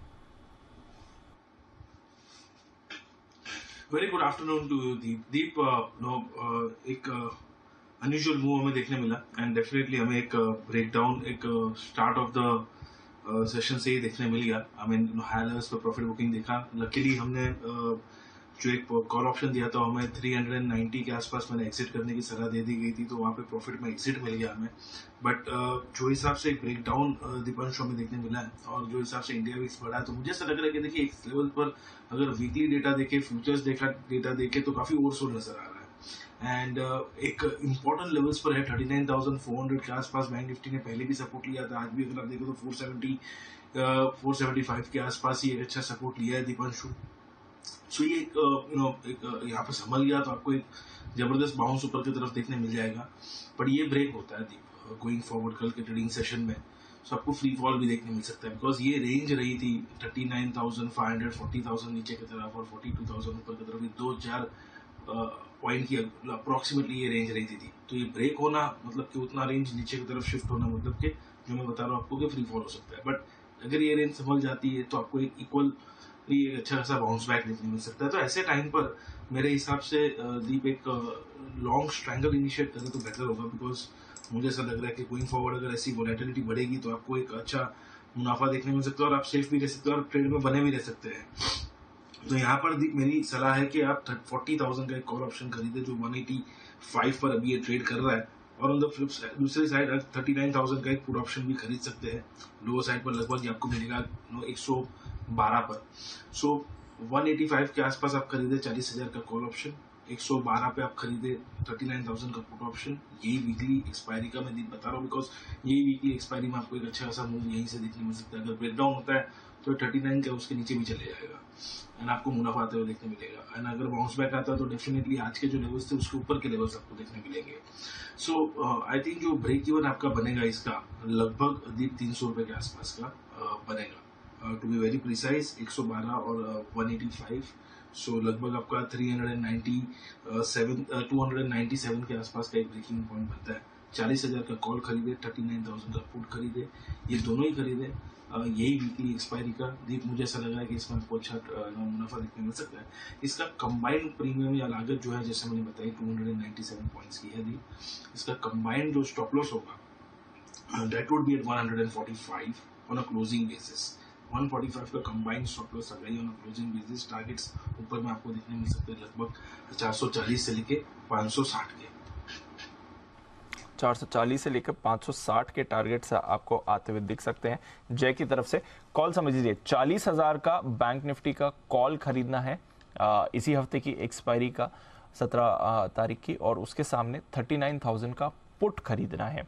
ये जय की तरफ से राय आ रही है। दोनों तरफ के मूवमेंट को आप प्ले कर पाएंगे। कंबाइंड लागत इसकी आपकी 300 के लगभग की आती है। स्टॉप लॉस 145 का जब भी आ जाए तो आप एग्जिट कर लें, अदरवाइज टारगेट 440 560 के आपको लगाने पड़ेंगे। पहले किस चीज की संभावना है जय, 40,000 या 39,000? दीप अगर इतना ही श्योरिटी होता तो दीप एक वन साइडेड ही हम प्लेन वैनिला ही ऑप्शन देते। बट जो हिसाब से एक वीकनेस देखने मिली है मुझे ऐसा लग रहा है कि देखिए 39,400 के नीचे अगर ब्रेक होता है देन आई थिंक एक फ्री फॉल है। बट वो होल्ड कर जाता है दीप देन डेफिनेटली एक शार्प बाउंस भी है। इसीलिए आइदर साइड मूव यहाँ से आपको देखने मिल सकता है बिकॉज फ्यूचर्स के डेटा आप देखिए काफी ओवरसोल्ड भी है। वहाँ पे एफआई की पोजीशन भी काफी ओवरसोल्ड है दीप। सो देखकर लग रहा है कि बाउंस आ जाएगा, बट ओवरऑल अदर पैरामीटर्स देखेंगे तो ऐसा लग रहा है कि नहीं ये फॉल कंटिन्यू रहेगा और मे बी और शार्प डिक्लाइन आएगी। So I think at these levels if you go with this long strangle it would be better. Okay, तो ये है आपके लिए जय की तरफ से राय इस समय आती हुई दिख रही है। 17,150 को डिफेंड कर रहा है इस समय निफ्टी और 39,600 इनफैक्ट 39,650 पर इस समय बैंक निफ्टी भी आपको आते हुए दिख रहा है। तो निचले स्तरों पर हल्की सी रिकवरी, आप कह सकते हैं कुछ लेवल्स को डिफेंड करने की कोशिश बाजार आपको दिखाते हुए दिख रहा है इस समय। बट काफी भारी गिरावट है। जो सुबह का ऑप्टिमिज्म दिख रहा था, एक होप थी कि चलिए worst of it may be over the weekend, जितना भी एक्शन हुआ है यूएस सरकार की तरफ से 2 बैंक्स का टेक ओवर, डिपॉजिटर्स को सेफ्टी की बात करना, लॉन्ग टर्म नई फंडिंग के लिए रिलैक्सेशन करना, वो पूरा का पूरा रिवर्स होते हुए आपको दिखा है। सिर्फ 5 निफ्टी स्टॉक से जिन्होंने होल्ड आउट करा है, तो वहीं से करेंगे शुरुआत। टेक महिंद्रा, नए एमडी एंड सीईओ साहब आ रहे हैं इन्फोसिस से 7% ऊपर। हल्की फुल्की खरीदारी अपोलो हॉस्पिटल्स, ब्रिटानिया, ओएनजीसी और एचयूएल। पावर ग्रिड जो सुबह जय की कॉल थी एकदम फ्लैट बंद होते हुए दिख रहा है। बट उसके सामने इंडसइंड बैंक 7.25% टूटा है। ये काउंटर आज का टॉप लूजर रहा। बैंक्स की तरफ से भारी भरकम बिकवाली हुई है। SBI, HDFC bank, ICICI bank, axis, Kotak, PNB, bank of Baroda, AU small finance bank, बंधन, फेडरल, आईडीएफसी फर्स्ट, किसी ने भी सहारा नहीं दिया है। और क्रॉस बैंकिंग नेम्स आपने भारी भरकम पिटाई देखी है। इसके साथ ही ऑटो स्टॉक्स कमजोर थे। 0.3% का कट आपने टाटा मोटर्स में देखा है। एमएनएम जिसने महिंद्रा सीआई में 6% हिस्सेदारी बेची है, ये करीब 2.5% नीचे था। इसके साथ ही हीरो मोटोकॉर्प, बजाज ऑटो भी फिसले हैं। रिलायंस इंडस्ट्रीज 1.5% नीचे था। Asian paints, SBI life, HDFC life, Grasim, Adani enterprises, Bajaj Finserv, UltraTech, जहां पर अभी सेल कॉल भी आया था आपके लिए, ये सारे काउंटर्स कमजोर ही रहे। वायदा कारोबार की तरफ आइए। डीप कट्स आपने इंडसइंड बैंक में तो देखे ही थे, बट इसके साथ ही Piramal enterprises, Indiabulls housing जो कल वायदा कारोबार के बैन में शायद आ सकता है, एल&टी फाइनेंस, मैक्स फाइनेंशियल, ये सारे फिसले हैं। एसीसी अंबुजा में भी कमजोरी थी। मदरसन ये भी फिसलते हुए दिखा है। कोरोमंडल और चंबल यहाँ पर भी गिरावट रही। IEX यहाँ पर भी आपने वीकनेस देखी है। डेल्टा कॉप में आज फ्रेश ब्रेकडाउन आया, 3.5% का cut. BHEL, rain industries, SBI cards, Godrej properties, Canara bank, Manappuram, ये सारे काउंटर्स आपको फिसलते हुए दिखे हैं। होल्ड आउट किया है यूनाइटेड स्पिरिट्स ने, मामूली खरीदारी। ICICI लोम्बार्ड, बलरामपुर चीनी जो बैन से बाहर आने की तैयारी में है। कैश स्टॉक्स, यहाँ पर कुछ काउंटर्स थे जहाँ पर आपने फिर भी ठीक ठाक मूवमेंट देखा है। TCNS क्लोथिंग ये करीब 5-6% ऊपर था आज के ट्रेड में। शिपिंग कॉर्पोरेशन, एलगी इक्विपमेंट, जेके लक्ष्मी सीमेंट, एप्टिस वैल्यू, एक्सो नोबल, साथ ही BEML, कार्बोरेंडम, एंड्योरेंस टेक और जाइडस वेलनेस, यहाँ पर आपने मूवमेंट देखी। सोनाटा सॉफ्टवेयर भी पॉजिटिव था। महिंद्रा CI और सोना BLW दोनों में बड़ी बड़ी ब्लॉक डील्स हुई हैं। India bulls real estate, yes bank जहाँ पर आज 3 साल का लॉक इन खत्म हुआ, ये स्टॉक भी आपको 5% के कट के साथ क्लोज होते हुए दिख रहा है। तो बेहद कमजोर शुरुआत हफ्ते की। ग्लोबल फैक्टर्स का बड़ा इम्पैक्ट। डाउ फ्यूचर्स फिलहाल 100 पॉइंट नीचे है।